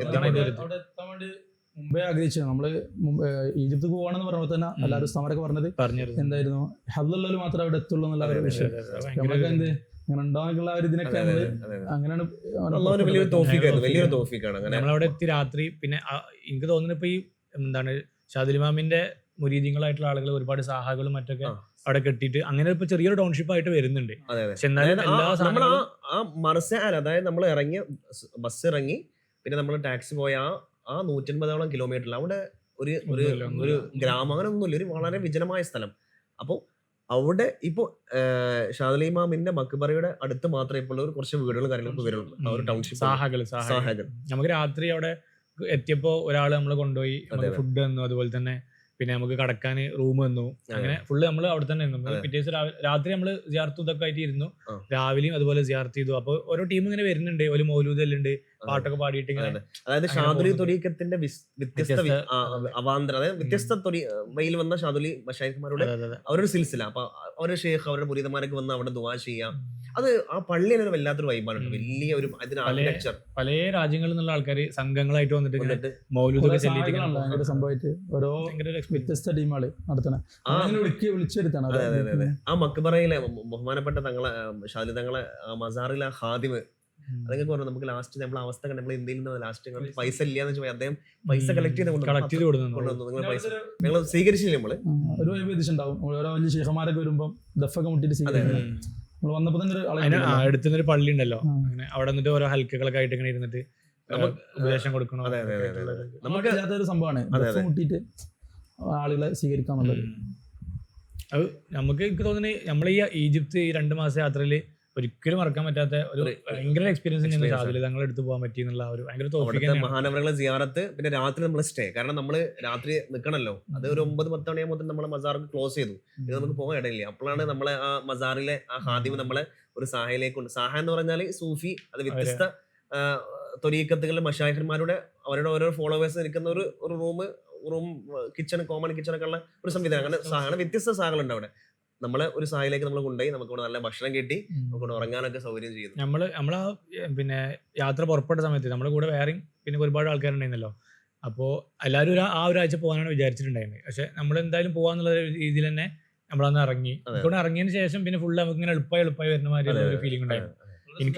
എനിക്കന്ന് നല്ല പനിയായിരുന്നു, നിങ്ങൾക്ക് ഓർമ്മ ഉണ്ടാവില്ല. അന്ന് രാത്രി പനിച്ചിട്ട് ഇങ്ങനെ കിടക്കുന്നു. അന്നേരം എന്തായാലും പോവാന്നുള്ള രീതിയിൽ അന്ന് ഇറങ്ങിയിട്ട് പിന്നെ അതിനുശേഷം പിറ്റേന്നൊന്നും ഒരു പ്രശ്നം ഉണ്ടായില്ല, ബുദ്ധിമുട്ടൊന്നും ഇല്ലാതെ അവിടെ എത്തി. പിന്നെ ഈ പള്ളിയിലത്തെ ഇമാമ് നമുക്ക് വണ്ടി അറേഞ്ച് ചെയ്ത് തന്നെ അവിടെ നമ്മൾ എത്തിയതിനു ശേഷം നമ്മൾ ഇങ്ങനെ നോക്കിയിട്ടുണ്ടായിരുന്നു നമ്മൾ റൂം എടുക്കേണ്ടി വരുമോ, ഭക്ഷണത്തിന് എന്താ ചെയ്യാന്നൊക്കെയുള്ള കൺഫ്യൂഷൻസ് ഉണ്ടായിരുന്നു. പക്ഷെ അവിടെ എത്തി ഒക്കെ റാത്തായി നടന്നു. പിറ്റേന്ന് രാവിലെ നമ്മള് പിന്നെ അവിടെ നിന്ന് ഇറങ്ങി മർസാലത്ത് എത്തിയപ്പോൾ നമുക്ക് ഒരിക്കലും മറക്കാൻ പറ്റാത്ത നമ്മള് എത്ര ക്ഷീണിച്ച് ഇതായിച്ചാൽ നമ്മൾ വന്നിട്ടുണ്ടായിരുന്നു. കാരണം ഒരുപാട് പിന്നെ ഒരു 150 കിലോമീറ്റർ ഓടി വന്നതല്ലേ. അപ്പൊ നമ്മള് ഇങ്ങനെ തൊട്ടിപ്പോ തന്നെ ചെങ്കടൽ ഉണ്ടായിരുന്നു. ചെങ്കടലിന്റെ തീരത്ത് പോയി നമ്മളിങ്ങനെ കേട്ടിട്ടുള്ളൂ, ഒന്ന് ടേസ്റ്റ് ചെയ്യുന്ന ചെങ്കടൽ. നമ്മളൊക്കെ ഒന്ന് ഇറങ്ങി ചെങ്കടൽ ചാടി കുളിച്ച് എല്ലാരും നല്ലൊരു തന്നെയായിരുന്നു അത്. രാവിലെ സൺഡേ ഓഫുള്ള ഈജിപ്തിലെ ലീവ് എന്ന് പറഞ്ഞാൽ വെള്ളിയാഴ്ചയാണ് പൊതുവെ, അതുപോലെ തന്നെ ശനി. നമുക്കും ക്ലാസ് നമുക്ക് ശനിയും വെള്ളിയാണ് ഒഴിവുണ്ടായിരുന്നു. ആ റെഡ് സീൽ എന്താ പറയാ നമ്മളെ കുറച്ച് കുളി കാര്യങ്ങളൊക്കെ, അത് നമുക്ക് നല്ലൊരു എക്സ്പീരിയൻസ്. ആ റെഡ് സീലെ വെള്ളമാണ് വളരെ അട്രാക്റ്റീവ്. നല്ല തെളിഞ്ഞ വെള്ളം, ഒരു ഇതില്ലാത്ത 2 കളർ ഉണ്ട്. ഒന്ന് ബ്ലൂ ഉണ്ട്, ഒരു പച്ച, ഇളം പച്ച, അങ്ങനെ വ്യത്യസ്ത കളറുള്ള. അങ്ങനെ അത് ഒരു കാണാൻ തന്നെ ഒരു വല്ലാത്ത. നമ്മുടെ ഈജിപ്തിന്റെ മാപ്പ് നമ്മളിങ്ങനെ ജസ്റ്റ് നോക്കുമ്പോൾ തന്നെ നമുക്ക് ആ ഒരു വാട്ടർ സോഴ്സ് നോക്കിയാൽ മതി. ഈജിപ്തില് പിന്നെ ഈ ആളുകൾ താമസിക്കുന്നതെന്ന് പറഞ്ഞാൽ 3 വാട്ടർ ബോഡിന്റെ അടുത്തായിട്ടാണ്. അപ്പൊ ഒന്നിപ്പോ നമ്മൾ പറഞ്ഞ മാതിരി ഈ റെഡ് സീയുടെ സൈഡിൽ കൂടെ ഇങ്ങനെ പോകുന്നുണ്ടല്ലോ. അപ്പൊ ആ ഭാഗത്ത് ഒരുപാട് സെറ്റിൽമെന്റും നമ്മൾ ഒരുപാട് ഹോട്ടൽസ് ഒക്കെ കണ്ടിട്ടുണ്ടായിരുന്നു, വലിയ വലിയ ഹോട്ടലുകളൊക്കെ പോലെ റിസോർട്ടുകൾ. അപ്പൊ അതൊക്കെ ഈ റെഡ് സീന്റെ തീരത്ത് ഇങ്ങനെ ഒരു ടൂറിസ്റ്റ് എന്നുള്ള ആൾക്ക് അങ്ങനെ വരുന്നുണ്ട്. പിന്നെ നെയില് ഏത് കൂടെ ഒക്കെ ഒഴുകുന്നോ അതിന്റെ പിന്നെ 2 വശങ്ങളിലായിട്ട് ആൾക്കാർ താമസിക്കുന്നുണ്ട്. പിന്നെ മറ്റേത് മെഡിറ്ററേനിയൻ, അതായത് മുകളിൽ യൂറോപ്പിന്റെയും ആഫ്രിക്കൻ്റെ ഇടയിൽ വരുന്ന മെഡിറ്ററേനിയൻ ആ ഒരു ഭാഗത്തായിട്ടാണ് പിന്നെ അടുത്തൊരു വാട്ടർ സോഴ്സ്. ബാക്കിയുള്ള ഭാഗങ്ങള് മരുഭൂമിയായിട്ടാണ് കിടക്കുന്നത്, ആഫ്രിക്കൻ എന്നുള്ള ഒരു ഇതിൽ തന്നെ. അപ്പോൾ ആളുകൾ താമസിക്കുന്ന ഒരു നനവുള്ള ഈ സ്ഥലങ്ങളിലൊക്കെയാണ് നിൽക്കണം എന്നുള്ള ഒരു സംഭവം പറയാറുണ്ട്. അപ്പോൾ മെഡിറ്ററേനിയനെ പറ്റി പറഞ്ഞ സമയത്ത് നമ്മുടെ അലക്സാണ്ട്രിയക്കുള്ള യാത്ര അല്ലെ, അത് വേറൊരു എക്സ്പീരിയൻസ് ആണ്. അലക്സാണ്ട്രിയ പറഞ്ഞു കഴിഞ്ഞാല് ഭയങ്കര ഒരുപാട് പിന്നെ നമ്മളെ ഇമാം ഉണ്ടല്ലോ സ്കന്ദരി ഒക്കെ. അപ്പൊ ആ അലക്സാണ്ട്രിയക്കുള്ള യാത്ര എങ്ങനെ, അതിന്റെ ഒരു എക്സ്പീരിയൻസ് എങ്ങനെ ഉണ്ടായിരുന്നു? ലൈബ്രറി, പ്രത്യേകിച്ച് ബിബ്ലിയോതെക അലക്സാണ്ട്രിയ. നമ്മള് അലക്സാണ്ട്രിയക്ക് പോയ ഒരു വഴി ഓർമ്മ ഉണ്ടോ? നമ്മള് നേരെ അലക്സാണ്ട്രിയക്ക് ഡയറക്റ്റ് പോയിക്കല്ല. നമ്മള് ആദ്യം തൊന്ത പോയിട്ട് തൊന്തേന്ന് ദസൂക്ക് പോയിട്ട് പിന്നെയാണ് നമ്മള് അലക്സാണ്ട്രിയ എത്തുന്നത്. കൈറോന്ന് നേരെ ഒരു 3-4 മണിക്കൂറുള്ള യാത്ര. പക്ഷെ അന്ന് നമ്മള് ഈ തൊന്തയില് നമ്മള് ബദവീതങ്ങളുണ്ട്, ബദവീതങ്ങളെ സിയാറത്ത് ചെയ്തു. ലുഹറിന് നമ്മളവിടെ എത്തി. എന്നിട്ട് അതിനുശേഷം പിന്നെ ദസൂക്കി തങ്ങളുടെ അടുത്തേക്ക് എത്തി, അവിടെ സിയാറത്ത് ചെയ്തു. അങ്ങനെ പിന്നെ നമ്മള് മഗ്‌രിബിന് ആവാൻ നേരത്താണ് അലക്സാണ്ടറിൽ എത്തി. അലക്സാണ്ട്രിയ. അവിടെ എനിക്ക് തോന്നുന്നു നല്ല തണുപ്പ് നമ്മൾ ചെന്ന ആ, സമയത്ത് നമ്മള് അല്ലേ? അതെ അതെ കാരണം മെഡിറ്ററേനിയന്റെ അടുത്താണ് ആ ഒരു തണുപ്പും കാറ്റും ആ ഒരു കോർണിഷിൽ ഫുള്ള് അതെ. ആൾക്കാർ രാത്രി അത് വേറെ എന്തൊരു അതായത് vibe ആണ്. അലക്സാണ്ട്രിയ എന്ന് പറഞ്ഞാൽ അതിന്റെ ഒരു വൈബ് എന്ന് വെച്ചാല് അലക്സാണ്ടർ സിറ്റി മെഡിറ്ററേനിയൻ സീയുടെ ഉം. തൊട്ടടുത്താണ്. അപ്പൊ അതിങ്ങനെ ഫുള്ള് അതിന്റെ റോഡും കാര്യങ്ങളൊക്കെ അതൊരു ഭാഗത്ത് നോക്കി ഫുള്ള് കോട്ട കണ്ടില്ല നമ്മള് പിന്നെ റോമൻസിന്റെ ആ ഒരു ഇതുണ്ട് സിറ്റാഡൽ ഉണ്ടല്ലോ ആ ഭാഗത്ത്. അലക്സാണ്ടർ ലൈബ്രറിന്റെ ഒരു എക്സ്പീരിയൻസ് എങ്ങനെ ഉണ്ടായിരുന്നു നമ്മൾ അതിനുള്ളിൽ കയറിയതിനു ശേഷം? അലക്സാണ്ടർ ലൈബ്രറി നമ്മളിങ്ങനെ ചെറുപ്പത്തിൽ ഇങ്ങനെ കേട്ടിട്ടല്ലോ നമ്മൾ പുസ്തകം വായിച്ച അലക്സാണ്ടർ ലൈബ്രറി. അപ്പൊ നമ്മൾ അതിനുള്ളിലേക്ക് കയറിയപ്പോഴാണ് അതിന്റെ ഒരു എന്താ പറയാ അതിന്റെ ഒരു വിശാലത. അപ്പൊ A to Z നമുക്ക് ഏത് പുസ്തകവും നമുക്ക് എന്ത് ചെയ്യാൻ പറ്റും. ആർക്കൈവ്സ് അല്ലേ? ഇത്രയും ആ, അതിന്റെ ഷേപ്പ് തന്നെ ഒരു വേറെ തന്നെ ഒരു മോഡൽ സ്ട്രക്ചറിന്റെ ഒരു വേറെ നിലക്ക് തന്നെ അത് വളരെ നമുക്കൊരു കംഫർട്ടബിൾ ആയിട്ടുള്ള നമുക്ക് ഇരുന്ന് വായിക്കാൻ. 5 EGP തന്നെ അല്ലേ നമുക്ക് ടിക്കറ്റ് ഉണ്ടായിരുന്നു സ്റ്റുഡൻസിന് 5 പൗണ്ട് നമ്മളതിനെ കുറിച്ച് കുറെ പഠിച്ചിട്ടുണ്ട്. നമ്മളെ ഇസ്ലാമിക് ഹിസ്റ്ററിയിൽ ഉമറുള്ളാന്റെ കാലത്ത് കത്തിച്ചിരുന്നു എന്നൊക്കെ ഉള്ള ഒരു അലിഗേഷൻസ് ഒക്കെ അങ്ങനെ allegations കുറെ വന്നിട്ടുണ്ട് ശുബഹാത്ത് ഇസ്ലാമിനെ കുറിച്ചുള്ള. പിന്നെ അതേമാതിരി തന്നെ നേരെ മറിച്ചത് സീസറോ മുമ്പത്തെ ഒരു രാജാവായിരുന്നു കത്തിച്ചത്. പക്ഷേ ഇസ്ലാമിന്റെ പേരിലേക്കാണ് പിന്നെ വന്നത് ഒരു സംഭവം. പിന്നെ ഫ്രഞ്ചുകാരാണ് ഇപ്പൊ അതിനെ കൊണ്ടു നടക്കുന്നത് തോന്നുന്നത് ഒരു ടീം അല്ലേ. പിന്നെ എനിക്ക് ഏറ്റവും എക്സൈറ്റ് ആയത് അവിടുത്തെ ആർക്കൈവ്സിന്റെ ഒരു ഇത് ഭയങ്കര ഇതായി തോന്നി. നമ്മളിങ്ങനെ അങ്ങനെ ABCDE എന്ന് പറഞ്ഞിട്ട് ഇങ്ങനെ സ്റ്റെപ്പ് ആണല്ലോ. അപ്പൊ നമ്മൾ അടിയിൽ നിന്ന് ഇങ്ങനെ കയറി കഴിഞ്ഞാൽ ഓരോ ലെയറിലേക്ക് പോകുന്നതനുസരിച്ചും ഓരോ ലെയറിലും 2 സൈഡിൽ ഫുള്ള് കമ്പ്യൂട്ടറും മറ്റുമായിട്ട് ആൾക്കാർ ഇരുന്ന് വായിക്കണം, അങ്ങനെ റീഡിങ് ഇത്. പിന്നെ അതുപോലെ തന്നെ ഏറ്റവും മുകളിലത്തെ സെക്ഷനിലേക്ക് എത്തുമ്പോൾ പിന്നെ നമ്മളെ ഈ തോ ഹൗസൈൻ്റെ ഒരു ഇതൊക്കെ ഉണ്ട്. തോ ഹൗസൈൻ്റെ പേരിൽ ഒരു സെക്ഷന് ബ്ലൈൻഡ്സിന് വേണ്ടിയിട്ടുള്ള അതൊന്നും വേറെ ലൈബ്രറിയിൽ നമ്മൾ കാണാത്തൊരു സംഭവം. ഒരു സെക്ഷന് ഈ ബ്ലൈൻഡ്സിന് വേണ്ടി മാത്രമുള്ള പുസ്തകങ്ങളും അതൊക്കെ ഉള്ള ഒരു ഏരിയ കണ്ടു. പിന്നെ എനിക്ക് തോന്നുന്നു അടിയിൽ ഇങ്ങനത്തെ പഴയ പ്രിന്റിങ്ങിന്റെ ഒരുപാട് സംഭവങ്ങൾ ഇല്ലേ, ഈ ഇതുള്ള ആർട്ടിഫാക്ട്സുകൾ അതിന്റെ ഒക്കെ ഒരു പ്രിമിറ്റീവ് ഫോം ഒക്കെ അവിടെ വെച്ചായിട്ട് കണ്ടു. പിന്നെ ജർമ്മൻ അതുപോലെ തന്നെ ലണ്ടൻ അവിടെ നിന്നൊക്കെ ഉണ്ടാക്കിയിട്ടുള്ള ഒരുപാട് പിന്നെ പ്രിന്റിംഗ് മെഷീൻസ് അവിടെ കഴബന്റെ ഇതൊക്കെ ഉണ്ടല്ലോ, മഹമ്മല് കില്ല കൊണ്ടുവരുന്ന ഒരു ഒട്ടക്കപ്പുറത്ത് വെക്കുന്ന സംഭവം ഉണ്ടല്ലോ, അതൊക്കെ അതിൻ്റെ ഉള്ളിൽ ഇങ്ങനെ പ്രദർശിപ്പിച്ചിട്ടുണ്ട്. അങ്ങനെ ഓരോ ലാംഗ്വേജിന് ഇപ്പൊ ഫ്രഞ്ച് ആണെങ്കിൽ ഫ്രഞ്ചിന്റെ ഒരു വലിയൊരു ലോകം, ജർമ്മന്റെ ഓരോ ഭാഷക്കും ഇതായിട്ടുള്ള ഓരോ സബ്ജക്ട് വൈസ് ചെയ്തിട്ട് സോഷ്യോളജി ഒക്കെ നോക്കിയിട്ടുണ്ട്. ലിറ്ററേച്ചറിനുണ്ടായിരുന്നു ഭയങ്കര ഒരു ഇതന്നെ. അതൊരിക്കലും നമുക്ക് മറക്കാൻ പറ്റാത്ത വേറൊരു എക്സ്പീരിയൻസ് ചെയ്യുന്നില്ല ഈജിപ്ഷ്യൻ ലൈബ്രറി. പിന്നെ നമ്മൾ അലക്സാണ്ട്രിയയിൽ പോയത് മസാറുകൾ തന്നെ അല്ലേ, ബൂസൂരി ഇമാമിന്റെ ഇമാം ബൂസൂരി തങ്ങളെ മസാർ അലക്സാണ്ട്രിയയിൽ. നമ്മൾ കൈറോയിലാണ്. അതായത് ഷാദുൽ ഇമാമിന്റെ ശിഷ്യന്മാരിൽ ബൂസൂരി തങ്ങൾ ഇവിടെ അലക്സാണ്ട്രിയയിലാണ് ഉള്ളത്. യാക്കൂത്തുൽ അർസങ്ങൾ എടുത്ത് പോയി. പിന്നെ നമ്മൾ ബൂസൂരി ഇമാമിന്റെ അടുത്ത് ബുർദ നമുക്ക് ചെല്ലാൻ പറ്റില്ല, അത് ഭയങ്കര നമുക്ക് ആ സമയത്ത് ഒരു വൈകുന്നേര സമയത്തല്ല നമ്മളുണ്ടായിരുന്നു. മുർസി തങ്ങളും അലക്സാണ്ട്രിയയിൽ തന്നെയായിരുന്നു. ഷാദുൽ ഇമാമിന്റെ ശിഷ്യനായിട്ട് മുർസി തങ്ങളെ ശിഷ്യനാണ് തോന്നുന്നത് നമ്മള് അതിന്റെ ചാരം തന്നെയാണ്. അതെ. പിന്നെ നമ്മള് അലക്സാണ്ട്രിയയിൽ രാവിലെ തന്നെ നമ്മൾ ഇറങ്ങിയപ്പോ നമ്മൾ ഡബിൾ ഡെക്കർ ബസ്സിലായിരുന്നല്ലോ പോയിട്ടുണ്ടായിരുന്നു, അത് ഓർമ്മ ഉണ്ടാവും. സിറ്റി ടൂർ പറഞ്ഞിട്ട് ഇങ്ങനെ നമ്മൾ മെഡിറ്ററേനിയന്റെ ഫ്രണ്ടിൽ കൂടെ ഇങ്ങനെ കറങ്ങേണ്ട ഒരു ഇതുണ്ട്. നമ്മൾ അതിൽ കയറിയിട്ട് ഫസ്റ്റ് നമ്മളൊരു ഇതിലൊക്കെ പോയത് ഒരു വലിയൊരു പാലസ്, ഇവരൊക്കെ ഹുദൈബിഡിനസിന്റെ ഒരു പാലസ് ഉണ്ട്. അവിടെ പോയി മെഡിറ്ററേനിയന്റെ ആ ഒരു കടലിന്റെ തീരത്ത് നിന്നുള്ള ആ ഒരു ഇതൊക്കെ കാണുന്നുണ്ടെങ്കിൽ വേറെ തന്നെ ഒരു എക്സ്പീരിയൻസ് അവിടെ ആകുമ്പോൾ. എന്നിട്ട് നമ്മൾ പിന്നെ അവിടുന്ന് ബസ് കയറിയിട്ട് അലക്സാണ്ട്രിയ രാവിലെ നല്ല തണുപ്പുള്ള നല്ല നോക്കിയിട്ട് കിട്ടില്ല. പിന്നെ നമ്മള് ബസ്സിൽ കയറിയിട്ട് ഇങ്ങനെ ഇറങ്ങിയിട്ട് നമ്മള് അലക്സാണ്ട്രിയന്റെ ആ ഒരു ഇവിടെ വന്ന് ഇറങ്ങി. എന്നിട്ട് അവിടെ ഒരു സ്റ്റുഡൻസിന്റെ ഭയങ്കര ഏരിയ ആയിട്ട് തോന്നിയോ, ഒരുപാട് കുട്ടികളും അലക്സാണ്ട്രിയ ലൈബ്രറിന്റെ ചുറ്റോടത്തും കുറെ യൂണിവേഴ്സിറ്റി മറ്റൊക്കെ ഉണ്ടല്ലോ. അപ്പൊ ഒരുപാട് ആൾക്കാർ അങ്ങനെ തിരക്കായി കണ്ട് എന്നിട്ട് നമ്മള് മെഡിറ്ററേനിയൻ നോക്കിയിട്ട് ഇങ്ങനെ ഇരുന്നില്ല കുറെ നേരം ആ ഒരു ഇതുമ്മല് കലുങ്കുമ്മല്. ഭയങ്കര ഒരു ഇത് തന്നെയാണ്. പിന്നെ നമ്മള് അലക്സാണ്ട്രിയ കഴിഞ്ഞിട്ട് നമ്മളെ പിന്നെ അടുത്തൊരു വീക്കിൽ നമ്മൾ പോയത് ലക്ചർക്ക് അല്ലേ, അലക്സർ എന്ന് അറബിയിൽ പറയുന്ന ലക്ചർ. അവിടുത്തെ എക്സ്പീരിയൻസ് എങ്ങനെ ഉണ്ടായിരുന്നു? ലക്ചർ അവിടെ നല്ല സ്വീകാര്യതല്ലേ, നമ്മളൊരു പാണക്കാടിന്റെ ഒക്കെ ഒരു ചായ ഇതൊക്കെ ആയിട്ടില്ലേ ഭയങ്കര. അദ്ദേഹത്തിന്റെ കുറെ കുടുംബക്കാര് മകനും പിന്നെ അനുജനും ജ്യേഷ്ഠനൊക്കെ ആയിട്ടുള്ള ആൾക്കാരൊക്കെ അവിടെ നിൽക്കുന്നു. അതായത് ഷെയ്ഖുൽ അസറിന്റെ ഇപ്പത്തെ ഷെയ്ഖുൽ അസറിന്റെ സ്ഥലം ശരിക്കും ലക്ചർ ആണല്ലോ. അപ്പൊ അതുകൊണ്ട് തന്നെ ഓരോ അവിടെ വരുന്ന ആൾക്കാർക്കൊക്കെ പ്രത്യേകിച്ച് അസറിൽ പഠിക്കാൻ വന്ന സ്റ്റുഡൻസ് ആണെന്നൊക്കെ പറയുമ്പോൾ ഭയങ്കര ബഹുമാനവും ഇന്ത്യക്കാരാണെന്നൊക്കെ പറയുമ്പോൾ ആ ഒരു ഇത് ഭയങ്കര ഇത് തന്നെയാണ്. പിന്നെ നമ്മള് നെയിൽ ക്രോസ് ചെയ്തിട്ട് പോകണല്ലേ അങ്ങോട്ട്. നമ്മള് ബസ് ഇറങ്ങിയിട്ട് നെയിൽ ബസ്സിൽ പോയി നമ്മള് കൈറോന്ന് എനിക്ക് തോന്നുന്നു ഒരു രാത്രി കയറി പിറ്റേന്ന് രാവിലെ അവിടെ ലക്ചറിൽ ഇറങ്ങി. ഒരു 500-600 കിലോമീറ്റർ ആയിട്ടുള്ളത്. എന്നിട്ട് ആദ്യം നമ്മള് പിന്നെ നൈല് ക്രോസ് ചെയ്തു, Cross അതായത് ചെയ്തു. ബോട്ടിങ് വരുന്നുണ്ട്. അതെ. നൈല് ക്രോസ് ചെയ്തിട്ട് പിന്നെ നമ്മൾ സാഹെ പോയി ഫ്രഷപ്പ് ഒക്കെ ആയി. പിന്നെ നമ്മൾ വാദിൽ മുലൂക്ക്, വാദിൽ മലിക്കാത്ത്, അങ്ങനെ 2 സ്ഥലങ്ങളൊക്കെ പോയിട്ടുണ്ടായിരുന്നു. അതെ. അതായത് ഈ ഫറോമാരുടെ ഒക്കെ മമ്മികളുടെ ഒക്കെ പിന്നെ അതൊക്കെ ബോഡീസ് എടുത്തിട്ടുണ്ടായിരുന്ന ഒരു ഫുള്ള് വാദിയാണ്. ഒരു ഇപ്പോഴും എക്സ്കവേഷൻ ഒരു താഴ്വര, ഒരു വലിയ മല. നമ്മൾ ഫസ്റ്റ് മുലൂക്കിൽ പോയി, പിന്നെ മലിക്കാത്ത്. ഇപ്പോഴും എക്സ്കവേഷൻ നടക്കുന്നുണ്ട്. ഇപ്പോഴും ഇടക്കിടക്ക് ന്യൂസൊക്കെ നമ്മൾ അവിടെ ഉള്ള സമയത്ത് കണ്ടിട്ടുണ്ടായിരുന്നു. ഇപ്പോൾ ഒരുപാട് കിട്ടിയെന്നൊക്കെ പറഞ്ഞിട്ട്. അവിടെ തൂത്തൻഖാമുന്റെ ഇതിൽ നമ്മൾ പോയി. അത് തൂത്തൻഖാമിന് ഭയങ്കര ഒരു തന്നെ നമ്മൾ സോഷ്യലിലൊക്കെ സോഷ്യൽ ഹിസ്റ്ററിയിലൊക്കെ വരുന്നൊരു പിന്നെ ഫറോവാണല്ലോ തൂത്തൻഖാമു. തൂത്തൻഖാമുന്റെ ആ ഒരു മാസ്ക് ഒക്കെ ഇട്ടിട്ടുള്ള ഒരു ഇതും പിന്നെ ഗ്രേവ് എവിടെ നിന്നാണ് എടുത്തതെന്നുള്ള അവിടേക്കൊക്കെ സ്പെഷ്യൽ ടിക്കറ്റ് ഉണ്ടായിരുന്നു. മറ്റേതിൽ ഉള്ളിലേക്ക് കയറാൻ നമുക്ക് ജനറൽ ആയിട്ടുള്ള ഒരു ടിക്കറ്റും അങ്ങനെ ഉണ്ടായിരുന്നു. ഇപ്പോൾ എനിക്കൊണ്ട് ഏകദേശം ഒരു 10-50 ഇതെങ്കിലും കുഴിച്ചെടുത്തൊരു സ്ഥലങ്ങൾ നമ്മളവിടെ ഇതിനുള്ളിൽ കയറിയിട്ടുണ്ടാവും അല്ലേ. ഒരുപാടുണ്ട്. ഫുള്ള് കയറുക എന്ന് പറഞ്ഞാൽ സാധ്യമല്ല. അതേമാതിരി ഇവിടെയും മലിക്കാത്തിൻ്റെ അവിടെയും ഇപ്പോൾ മറ്റേ നെഫ്തേരി എന്ന് പറഞ്ഞിട്ടുള്ള ഒരു പിന്നെ ക്വീനെ പറ്റി പറയലുണ്ടല്ലോ, നമ്മളെ റാംസസിൻ്റെ ഒക്കെ ഉണ്ടായിരുന്ന ഓല ഒരു അതുമായി ബന്ധപ്പെട്ടുള്ള ഒരുപാട് കീൻസിൻ്റെ എല്ലായിടത്തും ഉണ്ട്. പിന്നെ നമ്മൾ കർണാക് ടെമ്പിൾ പോയത് ഓർമ്മ ഉണ്ടാവും. കർണാക് ടെമ്പിൾ വലിയ ഇതുള്ള ലക്സറിൽ തന്നെ എനിക്ക് തോന്നുന്നു ഏറ്റവും വലിയൊരു അട്രാക്ഷൻ കർണാക് ടെമ്പിൾ. ഒരുപാട് വിദേശികളും ഇതൊക്കെ ആയിട്ട്.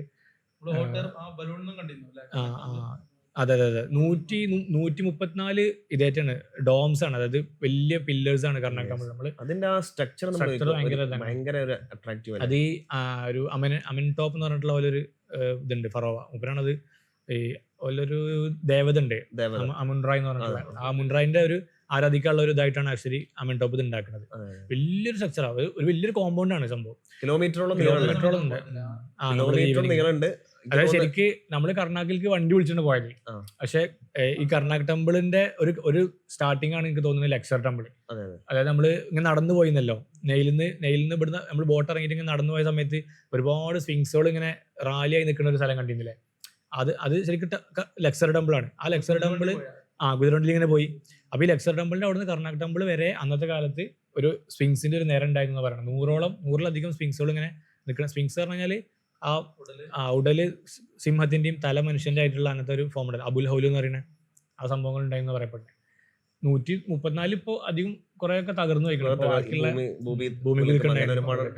പക്ഷെ എന്നാലും ഇപ്പോഴും അത്രയും വലിയൊരു സാക്രഡ് ലേക്ക് ഒക്കെ ഉണ്ട് അതിന്റെ തൊട്ടപ്പുറത്ത്. കർണാക് ടെമ്പിൾ വേറെ ഒരു എക്സ്പീരിയൻസ് ചെയ്യുന്നല്ലേ നമുക്ക്.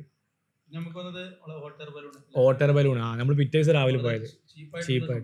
ശരിക്കും അത് കപ്പഡോക്കിയയില്, തുർക്കിയിലെ കപ്പഡോക്കിയയിലാണ് നമ്മള് പൊതുവെ അങ്ങനെ സംഭവം കാണല്. അവിടെ ഭയങ്കര എക്സ്പെൻസീവ് ഉള്ള ഒരു സംഭവം തോന്നുന്നുണ്ട്. പക്ഷെ ഇവിടെ 1000 ഈജിപ്ഷ്യൻ ഇന്ത്യൻ 1200 പക്ഷെ ഭയങ്കര എക്സ്പീരിയൻസ് തന്നെയായിരുന്നു കേട്ടോ. അതിലൊരു പ്രത്യേക പൈലറ്റ് രാവിലെ നമ്മൾ ഓരോ വണ്ടിയിൽ കൊണ്ടുവന്നാക്കി. അത് 2 ഷിഫ്റ്റ് ഉള്ളൂ, 5 മണിക്കോ 6 മണിക്കോ തോന്നുന്നുണ്ട്. അപ്പൊ നമ്മൾ രാവിലെ അവിടെ എത്തണം. അപ്പോഴാണ് അതിന്റെ ആ ഒരു ബ്യൂട്ടിയിൽ ഇങ്ങനെ കിട്ടണമെന്നുണ്ടെങ്കിൽ മൊത്തം നൈല്, അതുപോലെ ആ പാടങ്ങള്, പിന്നെ ഇങ്ങനെ പശുക്കളൊക്കെ നടക്കുന്നത്. പിന്നെ മറ്റേ ഹബ്സെപ്സൂബ് ടെമ്പിൾ ഉണ്ടായിരുന്നല്ലോ കർണക്കും. പിന്നെ ഒരു ഹബ്സെപ്സൂബ് ടെമ്പിൾ എന്ന് പറഞ്ഞിട്ട് ടെമ്പിൾ ഉണ്ട്, വേറെ ടെമ്പിൾ. അത് നമ്മൾ മോളിൽ നിന്ന് ഇങ്ങനെ കണ്ടത് ഓർമ്മ ഉണ്ടാവും. നമ്മൾ അതിൻ്റെ ഉള്ളിൽ കയറാൻ പോയിട്ടില്ല. പക്ഷെ മോളിൽ നിന്ന് ഓട്ടർ ബലൂൺ ഇങ്ങനെ കണ്ടപ്പോൾ വേറെ തന്നെ ഒരു രസം ഉണ്ടായിരുന്നു. ഓട്ടർ ബലൂൺ ശരിക്കും ഒരു പൈലറ്റ് തന്നെ അല്ലേ, ഒരു വലിയൊരു കൊട്ടായില് നമ്മളൊരു 10 വേറെ പല രാജ്യക്കാരുണ്ടായിരുന്നു, ഒരു 10-20 ആൾക്കാർ. അതിലും ഒരു മലയാളി വേങ്ങരക്കാരുണ്ടായിരുന്നു. അങ്ങനെ മലയാളീസിനെ കണ്ടുപിടുന്നത്. പിന്നെ പൈലറ്റ് ഇങ്ങനെ ശരിക്കും വാക്കി ടോക്കിയൊക്കെ ആയിട്ട് അടിയത്തെ ഓരോ ടീമിനോട് ഇങ്ങനെ കമ്മ്യൂണിക്കേറ്റ് ചെയ്യും. എന്നിട്ട് ഇത് പൊന്തിച്ച് കഴിഞ്ഞാൽ ഇത് ലാൻഡ് ചെയ്യണല്ലോ, അതാണ് ഞാൻ അങ്ങനെ നോക്കിയിട്ടുണ്ടായിരുന്നത്. നമ്മള് ഇത് ചീപ്പാൻ കാരണം ശ്രദ്ധിച്ചിട്ടുണ്ടാവും നമ്മള് സേഫ്റ്റി. അതെ നമ്മളിങ്ങനെ ഡിസ്കസ് ചെയ്തിരുന്നു. അതെ ഓല് പറഞ്ഞിരുന്നു അല്ലേ. കാരണം തുർക്കിയിലൊക്കെ എനിക്ക് തോന്നുന്നു അത്ര എക്സ്പെൻസ് ആവുള്ളൊരു കാരണം സേഫ്റ്റി നോക്കുന്നുണ്ടാവും. പക്ഷെ ഇവിടെ നമ്മൾ കയറി എയർലൈൻ പോയി കഴിഞ്ഞാൽ പിന്നെ നമ്മളിങ്ങനെ പോകുന്നു, എവിടേക്കാണ് അത് എൻഡ് ചെയ്യുന്നത് അവിടേക്ക് പോലെ വണ്ടി എടുത്ത് വരിക ചെയ്യാം. സർട്ടിഫിക്കറ്റ് കിട്ടിയിരുന്നു പോലെ നമ്മൾ ഇത്ര ഇയാളെ കീഴിൽ പറന്നു എന്ന് പറഞ്ഞിട്ട് 1 മണിക്കൂർ ശേഷം ഉണ്ടായിരുന്നു തോന്നുന്നില്ലേ, 1 അവർ നമ്മൾ പറന്ന്. നല്ല എക്സ്പീരിയൻസ് തന്നെയായിരുന്നു. ഇത് പോയിട്ട് ഇത് ലാൻഡ് ചെയ്യുന്ന സമയത്ത് ഇങ്ങനെ കുറച്ചൊരു ഇതുണ്ടായിരുന്നു, വലിച്ചിട്ട് ഇറക്കി. അത് ഭയങ്കര നല്ലൊരു അനുഭവമായിരുന്നു. അതെ ലക്സറിൽ നമ്മൾ പോയാൽ ഒരിക്കലും മിസ് ചെയ്യാൻ പറ്റാത്ത സംഭവം. ലക്സറിൽ നമ്മൾ പറഞ്ഞ വാതിൽ മുലൂക്കിന്റെ വിഷയം പറഞ്ഞപ്പോഴേ, നമ്മള് ഈ രാജാക്കന്മാര് രാജ്ഞിമാരെയൊക്കെ മറവ് ചെയ്യുന്ന സ്ഥലമാണല്ലോ. അപ്പൊ അവർ ഈ എന്താ പറയാ മല തുരന്ന് ഏകദേശം ഒരു കുറച്ച് ദൂരത്താണ് അവർ എന്ത് ചെയ്യുന്നത്, ഇതൊക്കെ മറവ് ചെയ്യുന്നത് അത്ര ഉള്ളിലാണ്. അപ്പൊ ആ 2 ചുമരുകൾക്കിടയിലുള്ള അതിന്റെ ഒരു ആർക്കിടെക്ചർ നിങ്ങൾ ശ്രദ്ധിച്ചത്. നമ്മളെ ഈ സോഷ്യൽ ബുക്സ്, NCERTന്റെ സോഷ്യൽ ബുക്സ് കവർ. അപ്പൊ നമ്മൾ എന്ത് ലെറ്റർ ആണത്, ചില ചിഹ്നങ്ങൾ, ചില ജീവികളുടെ രൂപം, അതൊക്കെയാണ് അവരുടെ ചിഹ്നങ്ങൾ. പക്ഷെ അതൊക്കെ വളരെ അത് ഇപ്പോഴും മായാതെ അതിന്റെ കളറ്, കളർ സെയിം. അതെ, അത് അതായത് പെർഫെക്റ്റ് ആയിട്ട്. ഈജിപ്തോളജി എന്ന് പറഞ്ഞിട്ടുള്ള ഒരു അതെ, അതെ. ശാഖന ഉണ്ടല്ലോ, അതിൽ ഇതിനെ കുറിച്ച് ഇവരെ പണ്ടത്തെ സംസ്കാരം, ഫറോമാരെ കാലത്ത് ഉണ്ടായിരുന്ന ലാംഗ്വേജ് അവർ ഉപയോഗിച്ചിരുന്ന ഒരുപാട് പേര്.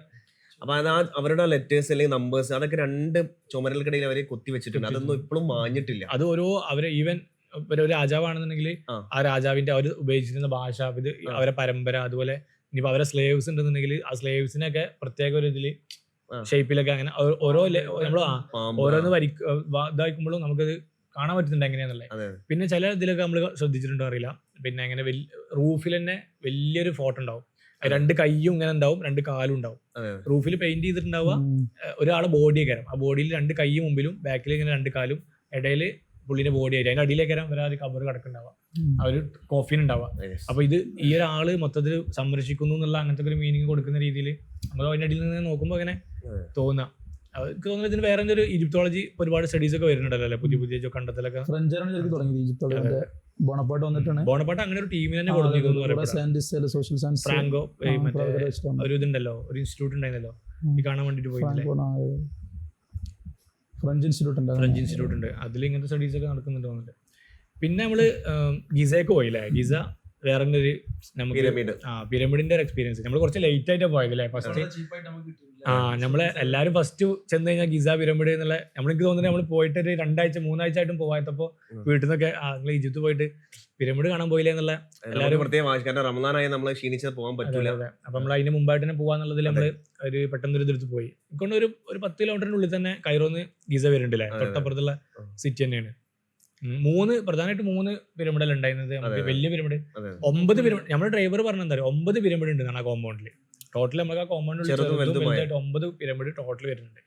അതില് നമ്മള് പിന്നെ ഒരു പിരമിഡിലുള്ള എൻട്രി കുഫുവിന്റെ കയറി, കുഫു പിന്നെ കാഫ്ര പിന്നെ മെൻകാറോ, അങ്ങനെ 3 മെയിൻ പിരമിഡുകൾ വരുന്നുണ്ട്. ഏറ്റവും വലുത് ഫ്രണ്ടിലായിട്ട് അബുൽ ഹൗലും. അതായത് നമ്മൾ ബാക്കിൽ കൂടെയാണ് ശരിക്കും എൻ്റർ ചെയ്തത്.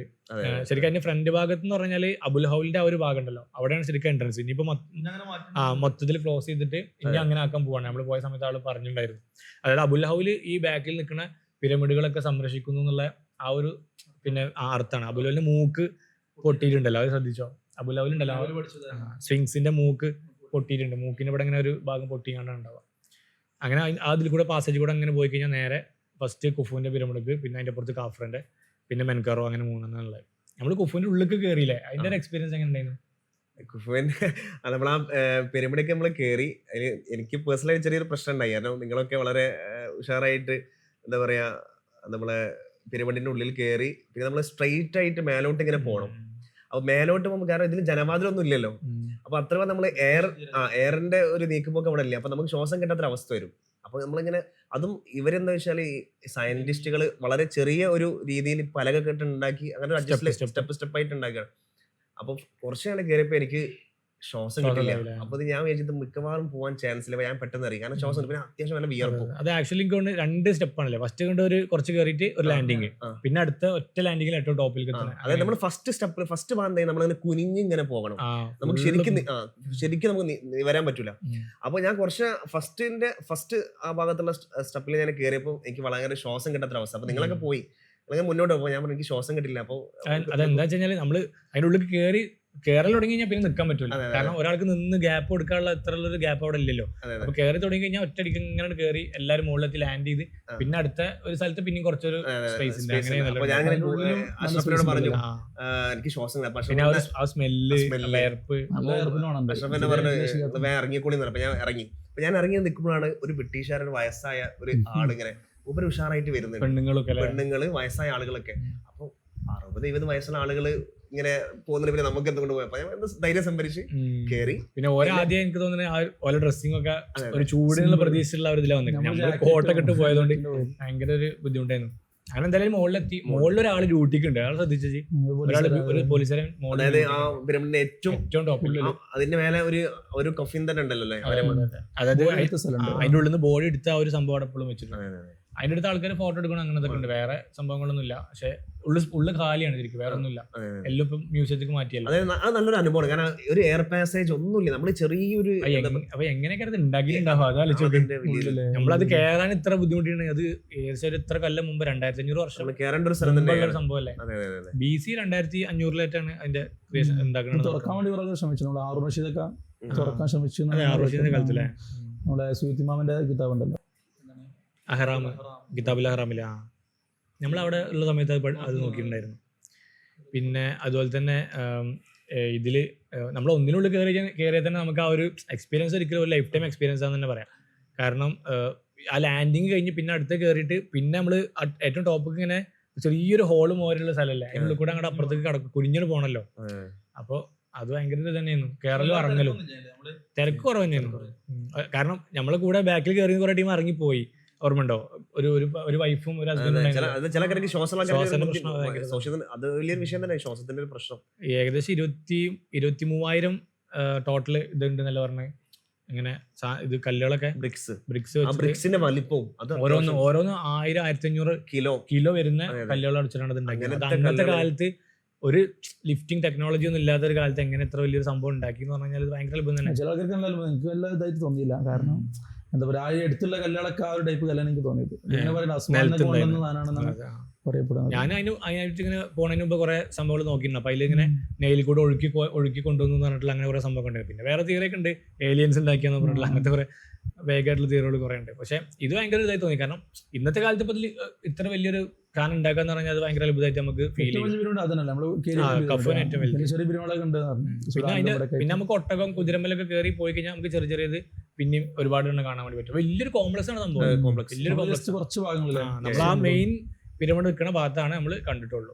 പിന്നെ നമ്മൾ ഈജിപ്തിലേക്ക് പോയപ്പോൾ നമ്മളെ മനസ്സിലുണ്ടായിരുന്ന ഒരു ആഗ്രഹമായിരുന്നു, നമ്മളിങ്ങനെ ഖുറാനിലൊക്കെ പഠിച്ചിട്ടുണ്ട്, ഖുറാനിലൊക്കെ നമ്മളിങ്ങനെ അറിഞ്ഞ സ്ഥിതിക്ക് നമ്മൾ ഫിറഔൻ, മൂസ അലൈഹി ഇസ്ലാമിൻ്റെയും ഫിറഔൻ്റെയും ചരിത്രം. അപ്പോൾ ഫിറഔനിൻ്റെ ഒരു ഭൗതിക ശരീരം ഇപ്പോൾ ഈജിപ്തിലൊക്കെ ഉണ്ട് എന്നൊക്കെ നമ്മളിങ്ങനെ കേട്ടിട്ടുണ്ട്. അപ്പോൾ നമ്മൾ അതൊക്കെ സ്ഥിതി ചെയ്യുന്ന ഒരുപാട് മമ്മിമാരുടെ അങ്ങനെ അവരുടെ ഈ ഡെഡ് ബോഡിയൊക്കെ സ്ഥിതി ചെയ്യുന്ന ഒരു മ്യൂസിയമാണ് ഈജിപ്ഷ്യൻ നാഷണൽ മ്യൂസിയം എന്ന് പറയുന്നത്. അപ്പോൾ അവിടുത്തെ ഒരു അനുഭവം നമ്മൾ national museum of Egyptian civilization എന്ന് പറഞ്ഞിട്ടുള്ള ആ മ്യൂസിയത്തിലേക്കാണ് നമ്മൾ പോയതില്ല. ഒരു വെള്ളിയാഴ്ച എന്ന് എനിക്ക് തോന്നുന്നു. നമ്മൾ രാവിലെ ഇറങ്ങി. NMEC എന്ന് പറയുന്ന ഒരുപാട്, ശരിക്കും ഈജിപ്തിൽ ഒരുപാട് മ്യൂസിയംസ് ഉണ്ട്. അപ്പോൾ തൈദീർ സ്ക്വയറിൻ്റെ ഭാഗത്ത് പിന്നെ ഇപ്പോൾ പുതിയൊരു മ്യൂസിയം റീസെൻ്റ്ലി ഓപ്പൺ ആയിട്ടുണ്ട്. അങ്ങനെ കുറേ മ്യൂസിയം ശരിക്കും ഈജിപ്തിലുണ്ട്. പക്ഷേ നമ്മൾ മമ്മി ഉള്ളത്, അതായത് റാംസസ് II എന്ന് പറയുന്ന നമ്മൾ പിന്നെ ഖുറാനിലേക്ക് പ്രതിപാദിച്ചിട്ടുള്ള ആ ഫിറോവിൻ്റെ മമ്മി ഇരിക്കുന്നത് national museum of Egyptian civilization എന്നറിയപ്പെടുന്ന നമ്മളെ പിന്നെ ആ മ്യൂസിയത്തിലാണ്. അത് പിന്നെ എനിക്ക് തോന്നുന്നത് നമ്മൾ രാവിലെയാണ് അവിടെ ഇറങ്ങിയത് അല്ലേ. രാവിലെ പോയി ഒരു ഉച്ച വരെ നമ്മൾ അവിടെ ഉണ്ടായിരുന്നു. ഏകദേശം ഒരുപാട് പിന്നെ അത്യാവശ്യം കുറേ മമ്മികൾ നമ്മളിപ്പോൾ ഈ വാലി 2 ലെക്ചറിൽ പറഞ്ഞിട്ടുണ്ടായിരുന്നല്ലോ.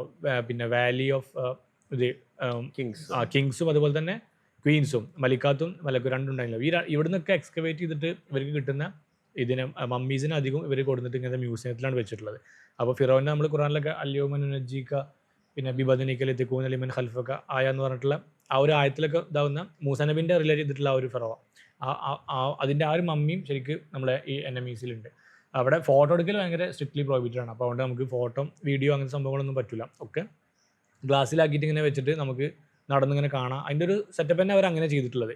നമ്മൾ നേരെ കയറി ഇങ്ങനെ ചെന്ന് കഴിഞ്ഞാൽ ഇപ്പോൾ ഫത്തഹ് സീസി ആണല്ലോ ഇപ്പോൾ ഈജിപ്റ്റ് ഭരിക്കുന്നത്. അപ്പോൾ അവരുടെ ഒരു റോയൽ ഫറോവാസ് പരേഡ് എന്നൊക്കെ പറഞ്ഞിട്ടുള്ള അങ്ങനത്തെ ഇപ്പോഴത്തെ ഗവൺമെൻറ്റിൻ്റെ കുറേ സംഭവങ്ങൾ അവിടെ നമ്മൾ ഉള്ളിങ്ങനെ പോകുമ്പോൾ ഈ പിന്നെ 2500 വർഷം അല്ലെങ്കിൽ 3000 വർഷം മുമ്പ് ഉണ്ടായിരുന്ന അന്നത്തെ കാലത്തുള്ള അവരുടെ ലൈഫ് സ്റ്റൈല്, പിന്നെ അവരെ നൈലുമായി ബന്ധപ്പെട്ടുള്ള കുറേ ഓർമ്മകൾ, പിന്നെ പല തോണി, പിന്നെ അവരെ സഞ്ചാരങ്ങൾ എങ്ങനെയായിരുന്നു, വണ്ടികൾ, അങ്ങനെ പല സംഭവങ്ങളും. അത് ഒരു സൈഡിൽ നിന്ന് തുടങ്ങി കഴിഞ്ഞാൽ ഒരു 4000 വർഷം മുമ്പുള്ള മുതൽ ഇപ്പം അടുത്ത് വരെയുള്ളത് ഇങ്ങനെ ഒരു കംപ്ലീറ്റ് ഹിസ്റ്ററി, ഈവൻ റോമൻസ് മുതലുള്ള അത്, പിന്നെ ഈവൻ ഗ്രീക്സിൻ്റെ, പിന്നെ ഇസ്ലാമിക് സ്റ്റേജിലേക്ക് വന്നതിന് ശേഷം ഓരോ പിന്നെ ഡൈനാസ്റ്റികളിലൂടെ കടന്നുകൊണ്ടല്ലോ അവരൊക്കെ ഒരു ചരിത്രം നമുക്ക് മൊത്തത്തിൽ ആ ഒരു ഇതൊന്നും കണ്ട് പെട്ടെന്ന് കിട്ടും.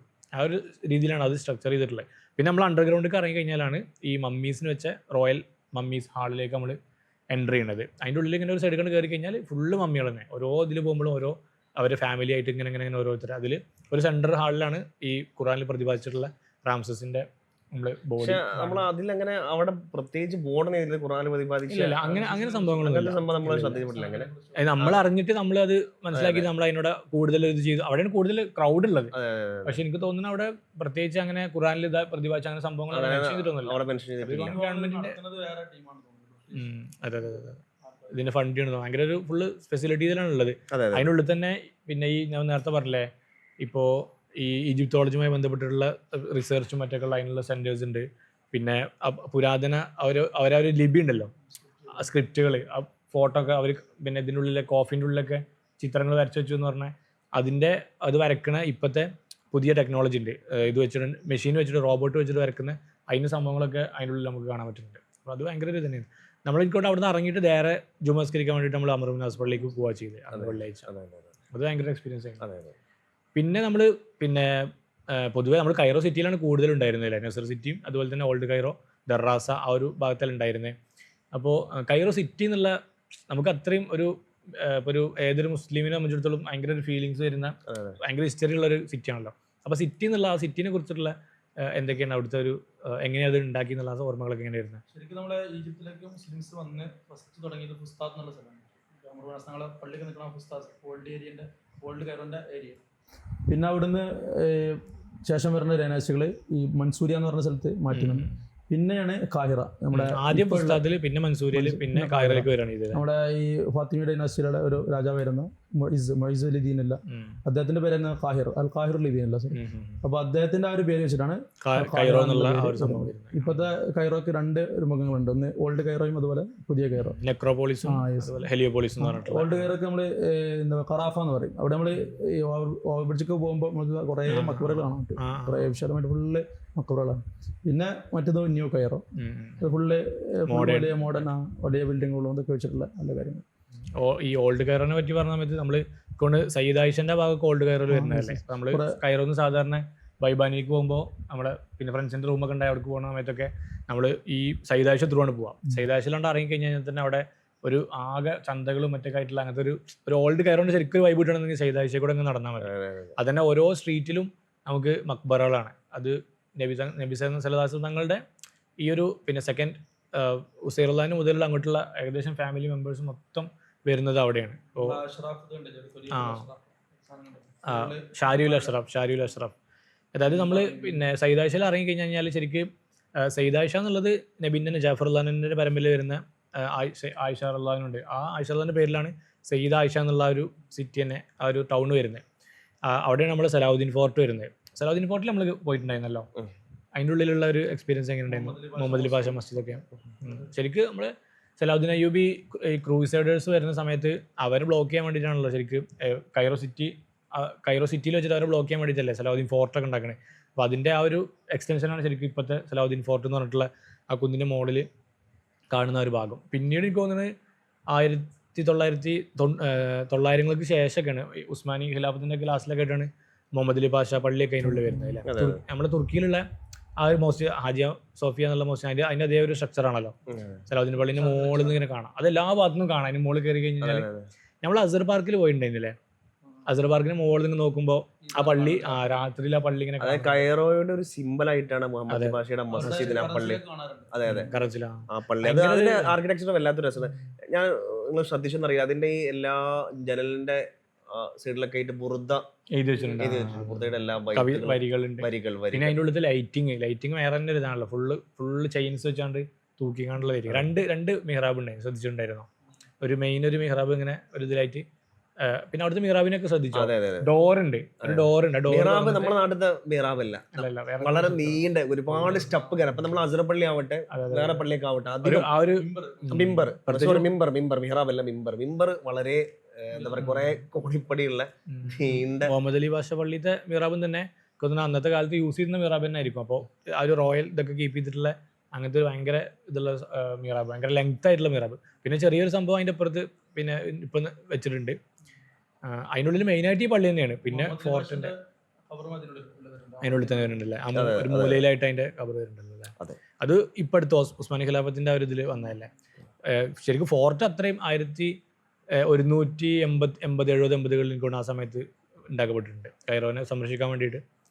പിന്നെ ഈ സൈദാശിയിൽ മെയിൻ ഒരു അട്രാക്ഷൻ ഇത് തന്നെ നമ്മളെ സലാഹുദ്ദീൻ ഫോർട്ട്. അവിടെ നമ്മളിവിടെ ഇറങ്ങി കഴിഞ്ഞാൽ പിന്നെ മക്ബറകളുടെ ഒരു വലിയൊരു ലോകമാണ്. അതിൽ ഏറ്റവും വലുതാണ് ഷാഫി ഇമാം. നമ്മുടെ ഇമാമിന്റെ മതഹബ ഇമാമുൽ ഷാഫി ഷാഫി ഇമാം. റളിയല്ലാഹു തആല മക്ബറ.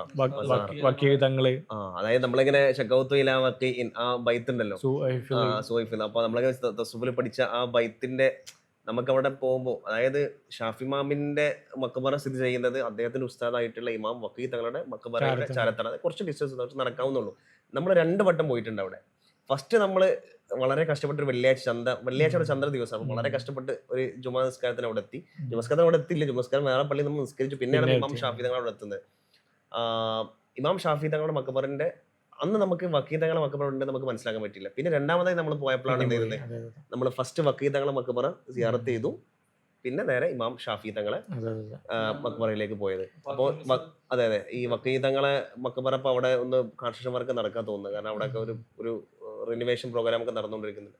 അപ്പൊ ആ വക്കീൽ തങ്ങളെ മക്ബറന്റെ ഉള്ളിൽ തന്നെ ചുമരമ്പിൽ ആ ബൈത്തുണ്ട്, വളരെ പ്രസിദ്ധമായ ഇമാം ഷാഫി തങ്ങളെ ഷക്കൗത്തു ഇലാ വക്കീൻ സുഹൈഫ് എന്ന് പറയുന്ന ആ ബൈത്തൊക്കെ എഴുതി. ഷാഫി ഇമാമിന്റെ മക്ബറ ശ്രദ്ധിച്ചു, അതിന്റെ ഉള്ളിൽ നമ്മള് സക്കരിയ അൻസാരി തങ്ങളെ മക്ബറ അതിന്റെ ഉള്ളിലുണ്ട്. പിന്നെ അതിന്റെ മുകളില് എല്ലാരും പെട്ടെന്ന് ശ്രദ്ധിക്കാത്തൊരിതായിട്ടൊരു ഒരു കപ്പലുണ്ട് അതിന്റെ ഏറ്റവും ടോപ്പില്, അതായത് ഒരു ബഹ്റാണെന്നുള്ള അതിന്റെ അടിയിൽ കിടക്കുന്ന അങ്ങനത്തെ സംഭവം വരുന്നത് അതിന്റെ ഉള്ളിൽ തന്നെ പോണ വഴിയിലായിട്ട്. അതിനുള്ളിൽ എപ്പോഴും ഒരു ഭയങ്കര ക്രൗഡാ എപ്പോഴും എല്ലാ സമയത്തും. പിന്നെ ഉസ്മാനി ഖിലാഫത്തിൽ തന്നെ ഉണ്ടായിരുന്ന ചില അതിന്റെ ഹാദിമീങ്ങളായിട്ട് വർക്ക് ചെയ്യുന്ന ആൾക്കാരെ കബറുകളൊക്കെ അതിൻ്റെ ഉള്ളിലുണ്ട് മക്ബറ. ഇന്തോനേഷ്യക്കാരൊക്കെ അവരൊക്കെ ഷാഫി മതബിലെ ആൾക്കാരാണ്. അപ്പൊ അവരൊക്കെ വളരെ എപ്പോഴും നമ്മൾ 2 വട്ടം പോയപ്പോഴൊക്കെ അവിടെ ഭയങ്കര ഫുള്ള് ദുആയും ദിക്റും എന്താ പറയാ ഖുർആനത്തൊക്കെ ആയിട്ട്. ഈജിപ്തില് ഷാഫിയും മാലിക്കിയും രണ്ടും ഇത് ഫോളോ ചെയ്യപ്പെടുന്നില്ല, 2 മതബും. കുറെ പേര് മാലിക്കി മതബ് ഫോളോ ചെയ്യുന്ന ഹനഫികളുണ്ട്. പക്ഷെ എന്നാലും പ്രധാനമായി എനിക്ക് തോന്നുന്നത് മാലിക്കി മതഹബും ഷാഫി മതഹബും ആണ് പ്രബലമായിട്ടുള്ളത്. പിന്നെ നമ്മളെ ഫാത്തിമ മിസറിന്റെ ഖബറിൽ പോയിരുന്നല്ലോ സ്വഹാബാക്കള്, നമ്മളെ അതായത് ഇമാം ഷാഫി തങ്ങളെ മഖബറിൽ നിന്ന് കുറച്ച് മുമ്പോട്ട് പോയാൽ നേരെ നമ്മള് ഫത്തുൽ ബാരിയുടെ മുസന്നിഫായിട്ടുള്ള ഇബ്നു ഹജർ അസ്ഖലാനി മഹാനവറുകളെ സിയാറത്ത് ചെയ്യുന്നു. അവിടെ നിന്ന് കുറച്ചാണ്ട് മുമ്പോട്ട് പോയാൽ ഈ രണ്ട് അമൃതങ്ങളും കൂത്തുവിനാമൃതങ്ങളും അത് നല്ലൊരു ഒരു സുഗന്ധം ഉണ്ടായിരുന്നില്ലേ. അമൃതങ്ങളെ മക്കബറിന്റെ ഉള്ളിൽ നമ്മൾ ഒരു ചെറിയൊരു ദ്വാരം, അതിൽ നിന്ന് നല്ലൊരു സ്മെല്ല് നമുക്ക് തന്നെ കാണാൻ പറ്റും, ആസ്വദിക്കാൻ പറ്റും. നാച്ചുറൽ ആയിട്ട് നല്ലൊരു എന്തൊരു ആത്മീയമായിട്ടുള്ള സുഗന്ധം. പിന്നെ ലൈസ് തങ്ങളെ മക്കബർ ഉണ്ടായിരുന്നു അല്ലെ. പിന്നെ അങ്ങനെ അലി സൈൻ ലാബിദീന്, അതുപോലെ തന്നെ കുറെ മക്കബർ അവിടെ ഉണ്ട്. അമൃതവാസ തങ്ങളെ മക്കബറിന്റെ അടുത്ത് വേറെ സുഹാബിന്റെ ലൈസ് തങ്ങളത് ഉണ്ടായിരുന്നു. പിന്നെ നമ്മൾ അവിടുന്ന് ഈ ഷാരിഉൽ അഷ്റഫിന്റെ ഒരു ഇത് പറഞ്ഞില്ലേ, അതായത് നമ്മളെ നഫീസുൽ മിസ്രിയ ബീവിന്റെ മക്ബറ ഉണ്ടല്ലോ, നമ്മൾ എനിക്കൊന്ന് ഒരു 2-3 വട്ടം പോയിട്ടുണ്ടായിരുന്നു. ഫസ്റ്റ് പോയപ്പോൾ കൺസ്ട്രക്ഷൻ നടക്കുകയായിരുന്നു. പിന്നെ നമ്മൾ പോയപ്പോൾ ഈ CC ഒക്കെ വന്ന് അതിൽ 10 CC അതിന് ഇനാഗുറേഷൻ കഴിഞ്ഞിട്ട് നമ്മൾ ഒരു പ്രാവശ്യം പോയി ഇഫ്താറിന് പോയ സമയത്ത്. അന്ന് വലിയൊരു പള്ളിയും മക്ബറയൊക്കെ ആയിട്ട് എപ്പോഴും തിരക്കായിട്ടുള്ള അങ്ങനത്തെ ഒരു ഇതായിരുന്നു അല്ലേ. നമ്മൾ അവിടുന്ന് എനിക്ക് തോന്നുന്നത് സിയാറത്തൊക്കെ കഴിഞ്ഞ് ഇറങ്ങി പിന്നെ ആ ഒരു റോഡ് നേരെ സൈനബിലേക്ക് പോകുന്ന റോഡാണ്. നഫീസ ബീവിൻ്റെ അവിടെ നിന്ന് ഇറങ്ങിയിട്ട് നേരെ സൈനബ് വരെ പോണ, സൈനബ് ബീവിൻ്റെ മക്ബറുള്ള സൈനബ് പള്ളി വരെ പോണ ആ ഒരു റോഡ്, അതിൽ ഫുള്ള് 2 സൈഡിലും വലിയ വലിയ പിന്നെ മഹാന്മാരുടെ ഖബറ, ഈ സുക്കൈന ബീവി, റുഖയ്യ ബീവി, ഷാരിഉൽ അഷ്റഫ് എന്ന് പറയപ്പെടുന്ന ഒരുപാട് മക്ബറ, അലി റളിയല്ലാഹുവിന്റെ ആ ഒരു പരമ്പരയിൽ വരുന്ന കുറേ പേര്. പിന്നെ നമ്മളെ ഇബ്നു തുലു മസ്ജിദ് അതൊക്കെ ആ ഭാഗത്താണ് വരുന്നത്. നമ്മളെ എനിക്ക് തോന്നുന്നത് ഫാത്തിമിഡ്സ് വരുന്ന തൊട്ട് മുമ്പ് അഹമ്മദ് ബിൻ തുലുനല്ലേ കൈറോ സിറ്റി ക്രിയേറ്റ്, അന്ന് അവിടെയാണ് വല്ല സെൻറ്റർ ഉണ്ടായിരുന്നത്. പിന്നെയാണല്ലോ ഇതിലേക്ക് കൈറോയിലേക്കൊക്കെ വരുന്നത്. അപ്പോൾ ഇപ്പോഴും നിൽക്കുന്നുണ്ട് ആ പള്ളി ഇബ്നു തുലു മസ്ജിദ്. അത്രയും പഴക്കമുള്ള അന്നത്തെ ആ ഒരു ഭാഗത്തെ ഏറ്റവും ടോപ്പ് മസ്ജിദ് തന്നെ വേണമെങ്കിൽ പറയപ്പെടാൻ പറ്റുന്ന, എപ്പോഴും ആളുകൾ പോയി വിസിറ്റ് ചെയ്യുന്ന ഒരു സ്ഥലമാണ്. പിന്നെ അതേപോലെ തന്നെ നമുക്ക് ഓർക്കാൻ പറ്റുന്ന വേറെ 2 മസ്ജിദാണ് നമ്മളെ ഹസൻ മസ്ജിദും അതുപോലെ തന്നെ റിഫായി മോസ്കും അല്ലേ. നമ്മൾ ഈ സലാഹുദ്ദീൻ ഫോർട്ടിൽ നിന്ന് ഇങ്ങനെ നോക്കി കഴിഞ്ഞാൽ, അല്ലെങ്കിൽ മുഹമ്മദ് അലി പാഷ മസ്ജിദ് ഇങ്ങനെ നേരെ നോക്കി കഴിഞ്ഞാൽ നേരെ ഫ്രണ്ടിലായിട്ട് 2 മസ്ജിദ് ഇങ്ങനെ കാണാം. ഇതിൽ ഹസൻ മോസ്ക് എനിക്ക് തോന്നുന്നു 14ാം സെഞ്ചുറിയിൽ ഉണ്ടാക്കപ്പെട്ട മസ്ജിദ്. അതെ, 4 മദ്ഹബുകളും പഠിപ്പിക്കണം. നമ്മളതിനുള്ളിൽ തറാവിക്ക് പോയിന്നുണ്ട്, ഓർമ്മ. അപ്പൊ നിസ്കരിക്കുമ്പോൾ ഇങ്ങനെ 4 ഭാഗത്ത് ഓരോരോ മദ്രസക്കായിട്ടുള്ള ഇങ്ങനെ ഒരു റൂംസ് സെക്ഷൻ ഒഴിവാക്കിയിട്ടുണ്ട്. അപ്പൊ 4 മദ്ഹബ് പഠിപ്പിക്കപ്പെട്ടിരുന്ന ഈ ഹസൻ മസ്ജിദ് അതിന് തൊട്ടിപ്പുറത്ത് റിഫായി മസ്ജിദ് സൈഡായി എന്നുള്ളതാണ്. പിന്നെ അതിന് നേരെ പറഞ്ഞ റിഫായി മസ്ജിദ്. പക്ഷേ റിഫായി മസ്ജിദ് വളരെ റീസെന്റ് ആയിട്ട് ഉണ്ടാക്കിയാണ്. 1800കളുടെ ലാസ്റ്റിലേക്കാണ് റിഫായി മസ്ജിദ് വരുന്നത്. വേറൊരു ഇതായിട്ട്. പക്ഷെ 2 മസ്ജിദ് ഒരേ കളറുമാണ്, ഒരേ അടുത്തടുത്ത് നിൽക്കുമ്പോൾ നമുക്ക് തോന്നും രണ്ടും പഴയതാണ്. പക്ഷെ പിന്നീട് അതിനെ പറ്റി വായിച്ചപ്പോഴാണ് ഒന്ന് പുതിയ പടുത്തുണ്ടാക്കിയതും ഒന്ന് അത്രയും പഴക്കുന്നതാണ്. അവിടെ നമ്മളെ ബൈബാനി റൂമും മറ്റൊക്കെ ഉണ്ടായതുകൊണ്ട് നമ്മൾ ഇടയ്ക്കിടയ്ക്ക് പോകുന്ന ഒരു സ്ഥലമാണ്. അതെ, അതെ. പിന്നെ നമ്മൾ ഈജിപ്ഷ്യൻ ബുക്ക് ഫെയറിന് പോയിട്ടുണ്ടായിരുന്നു അല്ലേ? കൈറോ ഇന്റർനാഷണൽ ബുക്ക് ഫെയറിന് പോയി. ഭയങ്കര ഒരു എക്സ്പീരിയൻസ് തന്നെയാണ്. അത്രയും ക്രൗഡഡ് ആയിട്ടുള്ള അല്ലേ ഒരു എക്സിബിഷൻ സെന്റർ ഉണ്ട് ന്യൂ കേരളയിലാണ്. നമ്മൾ എനിക്ക് തോന്നുന്നത് ഏറ്റവും ദൂരത്തേക്ക് അറബിയെ വിളിച്ച് പോയത് ചിലപ്പോൾ അവിടേക്കായിരിക്കും. കുറേ നേരം ഇരുന്നിട്ട് നമ്മൾ പോയില്ലേ. അത് ഭയങ്കര ഒരു എക്സ്പീരിയൻസ് തന്നെ അല്ലേ. കുറേ കൾച്ചറൽ പ്രോഗ്രാംസും പിന്നെ നമ്മളെ ഷെയ്ഖ് ഹബീബ് ജിഫ്രിന്റെ വ്യത്യസ്ത ആളുകൾ വ്യത്യസ്ത ഇന്റലക്ച്വൽസ് ഒക്കെ വരുന്ന അങ്ങനെ ഓരോരോ ഹാളിൽ ഓരോ ടോക്ക് ഉണ്ടാവണം. ടോക്ക് എല്ലാ ഒരു സെക്ഷൻ ഒരു ഏരിയ അധികം നമ്മളെ കണ്ട അറബി നമ്മൾ സാധാരണ ബുക്ക് ഫെയർ എന്ന് പറയുമ്പോൾ നാട്ടിലൊരു ഇംഗ്ലീഷ് ബുക്ക് അല്ലെങ്കിൽ മലയാളം, ഇത് അധികവും ഫുൾ അറബി റിലേറ്റഡ് ആയിട്ടുള്ള പുസ്തകങ്ങൾ നമ്മൾ അങ്ങനെ ജീവിതത്തിൽ കണ്ടിട്ടില്ല. 6000-ലധികം ഇവര് പബ്ലിഷ് ചെയ്ത പ്രസാദരൊക്കെ എനിക്ക് തോന്നുന്നു പാർട്ടിസിപ്പേറ്റ് ചെയ്യുന്നതൊക്കെയാണ്. അതെ അതെ അതെ. ഓരോ സ്കൂളിൽ നിന്ന് ഈജിപ്തിലെ ഓരോ സ്കൂളിൽ നിന്ന് വന്നിട്ട് കുട്ടികളുടെ ഓർക്കസ്ട്ര അതിൻ്റെ പുറത്തുണ്ടായിരുന്നു. അതൊക്കെ ഭയങ്കര ഒരു എക്സ്പീരിയൻസ് ചെയ്യുന്നു. ഹബീബ് ജിഫ്രിൻ്റെ ടോക്ക് കേൾക്കാൻ പറ്റി. പിന്നെ ഫുഡിൻ്റെ കുറേ ഏരിയ നമ്മുടെ നാട്ടിലുള്ള ഒക്കെ ഏതെങ്കിലും ഒരു ഇങ്ങനെ ബുക്ക് ഫെയർ എന്നുള്ള അതിൻ്റെയൊക്കെ ഒരു ഓപ്പൺ സ്പേസ് മാറിയിട്ട് ഒരു എക്സിബിഷൻ സെൻ്റർ ആണെങ്കിലും ഭയങ്കര ഒരു ഇത് നൽകുന്ന സംഭവമായിരുന്നു അതൊരു എക്സ്പീരിയൻസ്. പിന്നെ നമ്മൾ റമദാൻ നമ്മൾ ഏകദേശം ഒരു മാസം ഫുള്ള് നമ്മൾ പെരുന്നാൾ കഴിഞ്ഞിട്ടല്ലേ പോകുന്നത്. അപ്പോൾ ഒരു മാസം മൊത്തം നമുക്ക് ഫുഡ് ഭയങ്കരമായിട്ട് എക്സ്പ്ലോർ ചെയ്യാൻ പറ്റിയില്ലേ. ഈജിപ്തിലെ പല ടൈപ്പ് ഫുഡ്, ബസൂക്ക, അവിടെ KFC മോഡൽ വരുന്ന ഇതാണല്ലോ. പിന്നെ നമ്മൾ ഏറ്റവും നോർമൽ ആളുകളൊക്കെ കഴിക്കുന്ന ഓലൊരു ഐഷ് എന്ന് പറഞ്ഞിട്ടുള്ള സാധനം ഉണ്ടല്ലോ. ഐഷിനെ പറ്റിയിട്ടുള്ള ഐഷിന്റെ എക്സ്പീരിയൻസ് എങ്ങനെ ഉണ്ടായിരുന്നു? നമുക്ക് സ്ഥിരമായിട്ട് കിട്ടുന്നതല്ലേ ഐഷ് എന്ന് പറയുമ്പോൾ സംഭവം ഐഷ് കൊണ്ടാണ് നമ്മൾ അവര് ജീവിക്കുന്നത്. പക്ഷെ എന്നിരുന്നാലും അത് നമുക്കണ്ട് ഈ ഐസ് എന്നുള്ള പേരിന് തന്നെ അങ്ങനെ ഒരു ഇതൊക്കെ ഉണ്ട് തോന്നുന്നുണ്ട് അല്ലേ. ഒരു ഏറ്റവും മിനിമൽ ആയിട്ടുള്ള ലെവലിൽ അവർക്ക് കിട്ടണ ഭക്ഷിക്കാൻ പറ്റുന്ന ഒരു റൊട്ടിയല്ലേ ഐസ് എന്നുള്ള. പിന്നെ ഫലാഫില് നല്ല ഈജിപ്ഷ്യൻ ഫലാഫിൽ വേറെ തന്നെ ഒരു രസം. പിന്നെ നമ്മള് നോമ്പായതുകൊണ്ട് തന്നെ നമ്മള് അധികം ദിവസം രാവിലെ തറാവിക്ക് വൈകുന്നേരം തറാവിക്ക് പോകുന്ന സമയത്ത് തറാവി സ്കാരം പോകുമ്പോ ഒന്ന് ഒരു ജ്യൂസ് കുടിക്കും. തറാവി കഴിഞ്ഞ് അസബ് ഭയങ്കര അസബ്, അതുപോലെ ഔക്കാട, ഓറഞ്ച്, ജ്യൂസ് ഭയങ്കര വേറെ വിട്ടു പോകുമായിരുന്നു പറയുന്നത്. അത് ശരിക്കും നമുക്ക് കണ്ട് ഫീൽ ചെയ്യാൻ പറ്റും. കാരണം നമ്മള് അസർബൈജാൻ തൊട്ടടുത്തൊരു ഇതുണ്ടല്ലോ ജ്യൂസ് കട ഉണ്ടല്ലോ, സ്ഥിരമായിട്ട് നമ്മൾ ജ്യൂസ് കുടിച്ചിരുന്നത്. ഇന്തോനേഷ്യക്കാരൊക്കെ രാത്രി ജ്യൂസ് കുടിക്കാനായിട്ട് ഇങ്ങനെ ഇറങ്ങിയിട്ട് ഔക്കാടന്റെ ജ്യൂസ് കുടിച്ചിട്ട് ഈജിപ്തിലെ കരിമ്പനെ കാര്യമായിട്ട് തോന്നുന്നില്ല. നമ്മള് ഇവിടെ പോയല്ലോ, നമ്മളെന്താ പറയാ ഈ അലക്സാണ്ട്രിയല്ലേ, നമ്മൾ ലെക്സറിൽ പോയപ്പോഴൊക്കെ ഉണ്ടല്ലോ കരിമ്പ് തോട്ടം. അത് നമ്മൾ ഒരു വേറൊരു കാര്യം നമ്മൾ പറഞ്ഞില്ല, നമ്മൾ ഗ്രാമീണത ഈജിപ്ഷ്യന്റെ അത് നമ്മൾ ചിന്തിക്കേണ്ടത് നല്ല പറയേണ്ട വിഷയം. കാരണം നമ്മുടെ നാട്ടിൽ സാധാ പച്ചയായ മനുഷ്യന്മാർ, നല്ല കൃഷി കാര്യങ്ങൾ, കൈതകള്, അങ്ങനെ പണ്ടത്തെ മാതിരിയുള്ള ഒരുപാട് സാധനങ്ങൾ ഈജിപ്ഷ്യന്റെ ഗ്രാമീണ മേഖലയിലുണ്ട്. എനിക്കൊന്ന് നമ്മൾ കൈറോ അവിടെ ഇങ്ങനെ നിൽക്കുമ്പോ ഒരു മാറിയ കൈറോ നമുക്ക് ഒരു മാറിയ ഈജിപ്തിന്റെ ഫുള്ള് മോഡേണും ഇതൊക്കെ ആയിട്ട് ഇങ്ങനെ കുറെ സ്പോർട്സ് അതൊക്കെ ഇപ്പൊ വന്നല്ലോ. ഇപ്പൊ മുഹമ്മദ് സല, അതുപോലെ തന്നെ ലിവർപൂളിന്റെ പ്ലെയർ വന്നു. പിന്നെ നമ്മുടെ മാഞ്ചസ്റ്റർ സിറ്റിയിലേക്ക് പ്രീമിയർ ലീഗ് കളിക്കുന്ന രണ്ട് ക്ലബ്ബുക്ക് ഈജിപ്തിന്റെ പ്ലെയേഴ്സ് വന്നല്ലോ. അപ്പോൾ ഫുട്ബോളിന് അത്ര ഇതുള്ള ഒരു രാജ്യം കൂടിയാണ് ഈജിപ്ത് എന്ന് പറഞ്ഞാൽ. ഒമർ മർമൂഷ് കൈറോക്കാരനാണ്. അപ്പോൾ ഇങ്ങനെ സ്പോർട്സിന് അത്ര ഇതിന് എനിക്ക് തോന്നുന്നു ഞാനും തൻസീമൊക്കെ രാത്രി ഞങ്ങളിത് പിന്നെ കളി നോക്കാൻ വേണ്ടിയിട്ടൊക്കെ കാണാൻ വേണ്ടി പോയ സമയത്തൊക്കെ ഫാൻസ് അത്രയും റയൽ മാഡ്രിഡിനൊക്കെ ഭയങ്കര വലിയ ഫാൻസ് ഷോ ഒക്കെ നടത്തുന്ന കളി ചാമ്പ്യൻസ് ലീഗിന്റെ പ്ലേ ഒക്കെ പുറത്തിട്ടിട്ട് ടൗണിൽ ഇട്ടിട്ടുള്ള അങ്ങനത്തെ സ്ഥലങ്ങളൊക്കെ കണ്ടിട്ടുണ്ടായിരുന്നു. അപ്പോൾ അതൊക്കെ എന്ന് പറഞ്ഞാൽ ഇപ്പത്തെ ഒരു മോഡേൺ ഈജിപ്തിന് നമ്മൾ കൈറോ സിറ്റിയിൽ കണ്ടു. പക്ഷെ ഗ്രാമങ്ങളിലേക്ക് പോയി നമ്മള് സാഹയിലൊക്കെ പോയില്ലേ, അക്സറില് ഫുള്ള് ആ പണ്ടത്തെ നമ്മള് അലക്സാണ്ട്രിയ പോകുമ്പോൾ നമ്മൾ ഇവിടെ പോയി, നമ്മള് അതിലൊക്കെ നമ്മൾ എന്തിനാ നമ്മള് ഈ ഗ്രാമത്തിലൂടെ പോകുന്നത്. അപ്പൊ നമ്മളെ ഗ്രാമീണത ശരിക്കും നമുക്ക് എന്ത് ചെയ്യാൻ പറ്റും, ആ ഒരു കമ്മീസ് ഇട്ടിട്ട് ലൂസായ കമ്മി, നല്ല പവറുള്ള അവർക്ക് അവിടെ ഇപ്പൊ ഇവര് മോഡേണിറ്റി അവർക്ക് വന്നിട്ടില്ല. അത് കൈറോ കേന്ദ്രീകരിച്ചാണ് ഫുഡ് സ്റ്റൈല് ശ്രദ്ധിച്ചിട്ടുണ്ടാവും. ഫുള്ള് കുറെ വെറൈറ്റികൾ ഉണ്ടാവും. ആ ഒരു സാധനം ഫുള്ള് ഇതിലിട്ടിട്ടാണ് നമ്മളെ തോമിയയില് പല പല ഐറ്റംസ് കൂട്ടിയിട്ടുള്ള അത് എനിക്ക് തോന്നുന്നു. നമ്മൾ ഒരു സ്ഥലത്ത് തോമിയ കഴിച്ചതേ അലക്സാണ്ട്രിയ പോയപ്പോ 9 റുപ്യക്ക് തോമിയ കഴിച്ചു. ഓർമ്മ ഉണ്ടോ?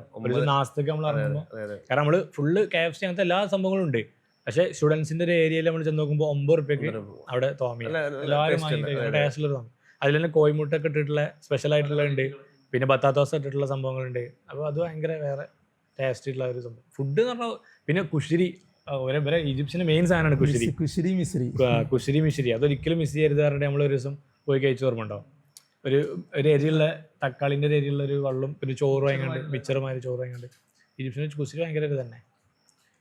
പിന്നെ നല്ല പറ്റിക്കൊണ്ട് ഇറച്ചി, നമ്മുടെ മഷ്വിയായിട്ടുള്ള സാധനങ്ങൾ നല്ല കഴിക്കുക. അതുപോലെ തന്നെ പിന്നെ അതിൻ്റെ കൂടെ ഇലകള്, പിന്നെ ഇത് ഫ്രൂട്ട്സ് ഐറ്റംസുകൾ തിന്നുക. മെയിനായിട്ട് എനിക്ക് ഈജിപ്ഷ്യൻസിൻ്റെ ഈ ഐഷിൻ്റെ കൂടെ പിന്നെ മഷ്വി ഈ സാധനങ്ങൾ അങ്ങനെയാണ് കാര്യമായിട്ട് നമ്മൾ ആ കഴിക്കുന്നത്. നോമ്പിന്റെ നമുക്ക് ഒരിക്കലും മറക്കാൻ പറ്റില്ല. നമ്മളെ ദൗറയിലുണ്ടായി നമ്മളിപ്പോ ഗ്രൂപ്പിലുണ്ടായിരുന്ന സുഡാനികളുടെ ഒരു ആതിഥേയത്വം, അവരുടെ ഒരു ക്ഷണം. സുഡാനി എന്ന് പറഞ്ഞാൽ അവർ എത്ര നല്ല മനുഷ്യന്മാരാണ് കേട്ടോ. അവര് നമ്മളവര് വിചാരിക്കുന്ന മായിരുന്നല്ല, നല്ല ആതിഥേയത്വം, നല്ല സ്നേഹമുള്ളവര്. സുഡാനിൽ ഈ പൊളിറ്റിക്കൽ പ്രശ്നങ്ങളുള്ള കാരണത്താലേ കുറെ സുഡാനത്തെ ആൾക്കാർ ഈജിപ്തിൽ വന്ന് താമസിക്കും. കൈറോയിലും ഗിസയിലൊക്കെ വന്ന് താമസിക്കും. ഫൈസലിൽ കുറെ പേരുണ്ട്. അങ്ങനെ നമ്മൾ ദൗറയിൽ ഉണ്ടായിരുന്ന പിന്നെ ഒരു അബുലാത്തി പുള്ളിന്റെ നാട്ടിൽ പള്ളി ഉണ്ടാക്കി, പള്ളിയിൽ ഇമാമാണ്, മൂപ്പരെ സ്പോൺസർ ഉണ്ടല്ലോ. അങ്ങനെ ആള് ഗിസയിലാണ് താമസിക്കുന്നത്. അല്ല ഇഫ്താർ എങ്ങനെ ഉണ്ടായിരുന്നു? അവരെ ഇഫ്താർ നമ്മള് പൊളി, നല്ല വൈബിള്, വളരെ വെറൈറ്റി ആയിട്ടുള്ള. അതായത് അവരെ ആ സുഡാനികളുടെ ഇഫ്താറിന് അയാളുടെ മുഹന്ദിസ് എന്താ അയാളുടെ പേര്, മുഹന്ദിസ് തലാൽ വലീദ്. മുഹന്ദിസ് വലീദ്. അപ്പോൾ അവരുടെ ആ ഫ്ലാറ്റിലേക്ക് കുറെ ഏകദേശം 10-40 ആൾക്കാർ എല്ലാ ദിവസവും, ഏകദേശം നമ്മുടെ കോഴ്സിലുണ്ടെങ്കിൽ എല്ലാവരും പോയി. അതെ എല്ലാവരും അവർ വിളിക്കും. അത് അബുലാദി എല്ലാവരും വിളിച്ചു വളരെ സ്നേഹത്തോടെ. നമ്മളെല്ലാവരും അത് വണ്ടി വിട്ടിട്ട് നമ്മൾ വളരെ സ്നേഹത്തോടെ അവർ സൽക്കരിച്ചു. അവരുടെ ഭക്ഷണ രീതി, സുഡാന്റെ ഭക്ഷണ രീതിന്റെ വേറെ തന്നെയാണ്. പക്ഷെ എനിക്ക് ഏറ്റവും ഇഷ്ടപ്പെട്ടത് നമ്മളെ ഈ KFC ചിക്കൻ അല്ലേ, അതേ പാറ്റേൺ എന്താണ് KFC ഫിഷിന്റെ അത് നല്ലൊരു രസം ഉണ്ടായിരുന്നു, നല്ല ടേസ്റ്റ് ഉണ്ടായിരുന്നു. പിന്നെ വല്ല ഇത് പിന്നെ കുഷിരി അല്ല എന്താണ് ലാസ്റ്റ് നമുക്ക് കുനാഫ ഇതൊക്കെ നമുക്ക് ശരിക്കും ഒരു ഫലസ്തീനിയൻ കുനാഫ എന്ന ഓർമ്മല്ലേ, ഉമാലി. അതൊക്കെയാണ് നമ്മള് ഭക്ഷണങ്ങളെ കുറിച്ചിട്ട് ഒരു വയറും മനസ്സും നിറച്ച് നമുക്ക് എന്ത് ചെയ്തു. പിന്നെ നമ്മള് ക്ലാസ് എങ്ങനെ ഉണ്ടായിരുന്നു? നമ്മളെ 2 മാസം നമ്മള് ക്ലാസിന്റെ എക്സ്പീരിയൻസ് എന്താ? അതാണ് നമ്മള് ഈ കാര്യമായിട്ട് നമ്മൾ പോകാൻ കാരണം നമ്മൾ ഈജിപ്തിലെ പ്രധാനപ്പെട്ട അൽ അസ്ഹർ യൂണിവേഴ്സിറ്റിയിലും കേര യൂണിവേഴ്സിറ്റിയിലൊക്കെ പ്രധാന അധ്യാപകന്മാരുടെ ക്ലാസ് കേൾക്കുക, അവരിൽ നിന്ന് കാര്യങ്ങളൊക്കെ മനസ്സിലാക്കാൻ നൽകണം. അപ്പോൾ ഞാൻ മനസ്സിലാക്കിയെടുത്തോളം നമ്മൾ അവിടെ പോയപ്പോഴാണ് നമുക്കൊരു തിരിച്ചറിവുണ്ടായി, നമ്മൾ 0 ആണെന്നുള്ള 12. അതായത് നമ്മൾ ശരിക്കും ആരെയുമായിട്ടില്ല എന്നുള്ള തിരിച്ചറിവ് നമുക്ക് ഈ കോഴ്സോടെ നമുക്ക് ഉണ്ടായി. കാരണം അവിടുത്തെ എല്ലാ സ്കോളേഴ്സും അവരേത് ഫീൽഡിലാണോ അതിൽ ഭയങ്കര എക്സ്പെർട്ട് ആയിരിക്കും. ഖുർആന് പഠിക്കാത്ത ഹിഫ്ദില്ലാത്ത ഒരു ആലിം ഉണ്ടായിരിക്കില്ല. നമ്മളെ അവസ്ഥ ആലോചിച്ചു നോക്കും. നമ്മളല്ല ഇപ്പോൾ ഫിഖ് ആണെങ്കിലും ഹദീസിലാണെങ്കിലും താരീഖ് ഏത് വിഷയത്തിലാണെങ്കിലും അവര് PhD എടുത്തിട്ടുണ്ടായിരിക്കും. ഭാഗ്യം എന്ന് പറഞ്ഞാൽ ഒരുപാട് ഓതേഴ്സ്, അതായത് കിതാബ് എഴുതിയ ആളുകളെ നേരെ വന്നിട്ട് നമുക്ക് ക്ലാസ് എടുത്തിട്ടുണ്ടായിരുന്നു. അവര് ക്ലാസ് കഴിഞ്ഞിട്ട് നേരെ കിതാബ് തന്ന് അതായത് അവരെ ആ ഫീൽഡിൽ അവർ ഭയങ്കര എക്സ്പെർട്ട് ആയിരിക്കും, ഡീപ്പ് നോളജ് ആയിരിക്കും. നമുക്ക് കൃത്യമായ എല്ലാത്തിനും നമുക്ക് ഒരു വിഷയത്തെ കുറിച്ച് സമഗ്രമായി പറയാൻ പറ്റില്ല, പക്ഷെ അവർക്കൊക്കെ കൃത്യമായിട്ട് തെളിവുകളുടെ അടിസ്ഥാനത്തിൽ അവർ സമർത്ഥിക്കുന്നു. അപ്പോൾ അവരുടെ ആ ശൈലി, എന്ത് കാര്യങ്ങൾ സമർത്ഥിക്കണം ഖുർആനിന്റെ ഒരു പ്രൂഫോട് കൂടെ, ഒരു പശ്ചാത്തലത്തോടു കൂടെയാണ് അവരെന്ത് ചെയ്യാം. അവര് പിന്നെ അവരുടെ അറബിയുടെ ഫുസ്ഹയായിട്ടുള്ള അറബിയുടെ ആ മാധുര്യം, അതൊക്കെ നമ്മുടെ ജീവിതത്തിൽ അനുഭവിക്കല്ലേ. പിന്നെ അവരെ കൈമുത്തമായ നമ്മളെ കൈവരുമുത്തം നമുക്ക് മറക്കാൻ പറ്റാത്തൊരിത് നമ്മളെ ദുക്തൂർ മെഹ്റസാവിന്റെ മരണം.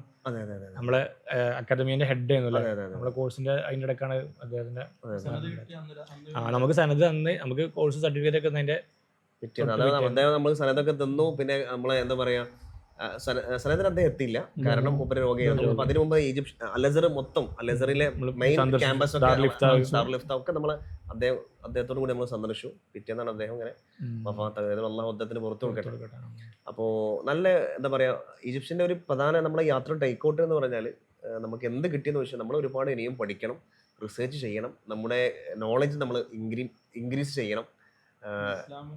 പിന്നെ ഇസ്ലാം എന്താണ്, അതൊരു ഡൈനാമിക് ആണ്. നമ്മളൊരു കേരളത്തിലെ ഇസ്ലാമിന്റെ പശ്ചാത്തലത്തിൽ മാത്രം നമ്മൾ ചെയ്യണം. പക്ഷെ നമ്മൾ ഈജിപ്തിൽ പോയപ്പോഴാണ് നമുക്ക് മനസ്സിലായത് ഇസ്ലാം എന്നുള്ള എന്താണ് ഒരു വളരെ ഡൈനാമിക് ആയിരുന്നു. വ്യത്യസ്ത ദേശങ്ങളിൽപ്പെട്ട ആളുകളുടെ അവർ ഇസ്ലാം. അപ്പോൾ ഈജിപ്തിലൊക്കെ പോയപ്പോൾ അവിടുത്തെ മൊയിലാര് നമ്മൾ ജുമാക്ക് അദ്ദേഹം എന്ത് ചെയ്യും, തൊപ്പിയും കോട്ടും ഒക്കെ ഇട്ട് മൂപ്പര് കമീസൊക്കെ ഇട്ട് ജുമാ നിസ്കരിച്ച് മൂപ്പര് പുറത്തിറങ്ങും. ചിലപ്പോൾ എന്താ ചെയ്യും, അങ്ങാടി പോകുമ്പോൾ അദ്ദേഹം പാന്റ് ഷർട്ട് ഇട്ടാ പോവാ.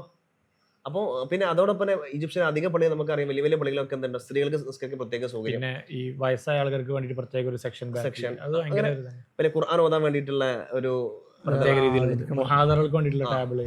നമ്മൾ പറയേണ്ട കാര്യം എന്ന് വെച്ചാൽ ജാമിഅൽ അസ്ഹറിൽ നമുക്ക് എന്ത് ചെയ്തു, ഒരു പ്രത്യേക പള്ളിയുടെ ബാക്കിലായിട്ട് ടേബിൾ, അവിടെ സോഫ കെട്ടുക പള്ളിയുടെ ഉള്ളിൽ. അപ്പൊ ആർക്കും വേണമെങ്കിലും അവിടെ എല്ലാ ടേബിളും പണ്ഡിതന്മാരുണ്ടാവും, അവിടെ ഒന്ന് സംശയം ചോദിക്കാം, പഠിക്കാം. അങ്ങനെ വളരെ വ്യത്യസ്തമായിട്ടുള്ള നമ്മുടെ കേരളത്തിൽ വളരെ ഡിഫറെന്റ് ആയിട്ടുള്ള ഒരുപാട് നമുക്ക് അഡോപ്റ്റ് ചെയ്യാൻ പറ്റിയ ഒരുപാട് സാധനങ്ങൾ നമുക്ക് ഈജിപ്തിൽ നിന്ന് കിട്ടുന്നുണ്ട്. ഓക്കെ, അപ്പോൾ അതാണ് നമ്മളെ ടോട്ടൽ 2 മാസത്തെ ഒരു കോഴ്സിന്റെ ഒരു ടേക്ക് അവേ ലാസ്റ്റ് പറയാനുള്ളത്. വേറൊരു പോഡ്കാസ്റ്റിൽ വീണ്ടിരിക്കാം. ഓക്കെ.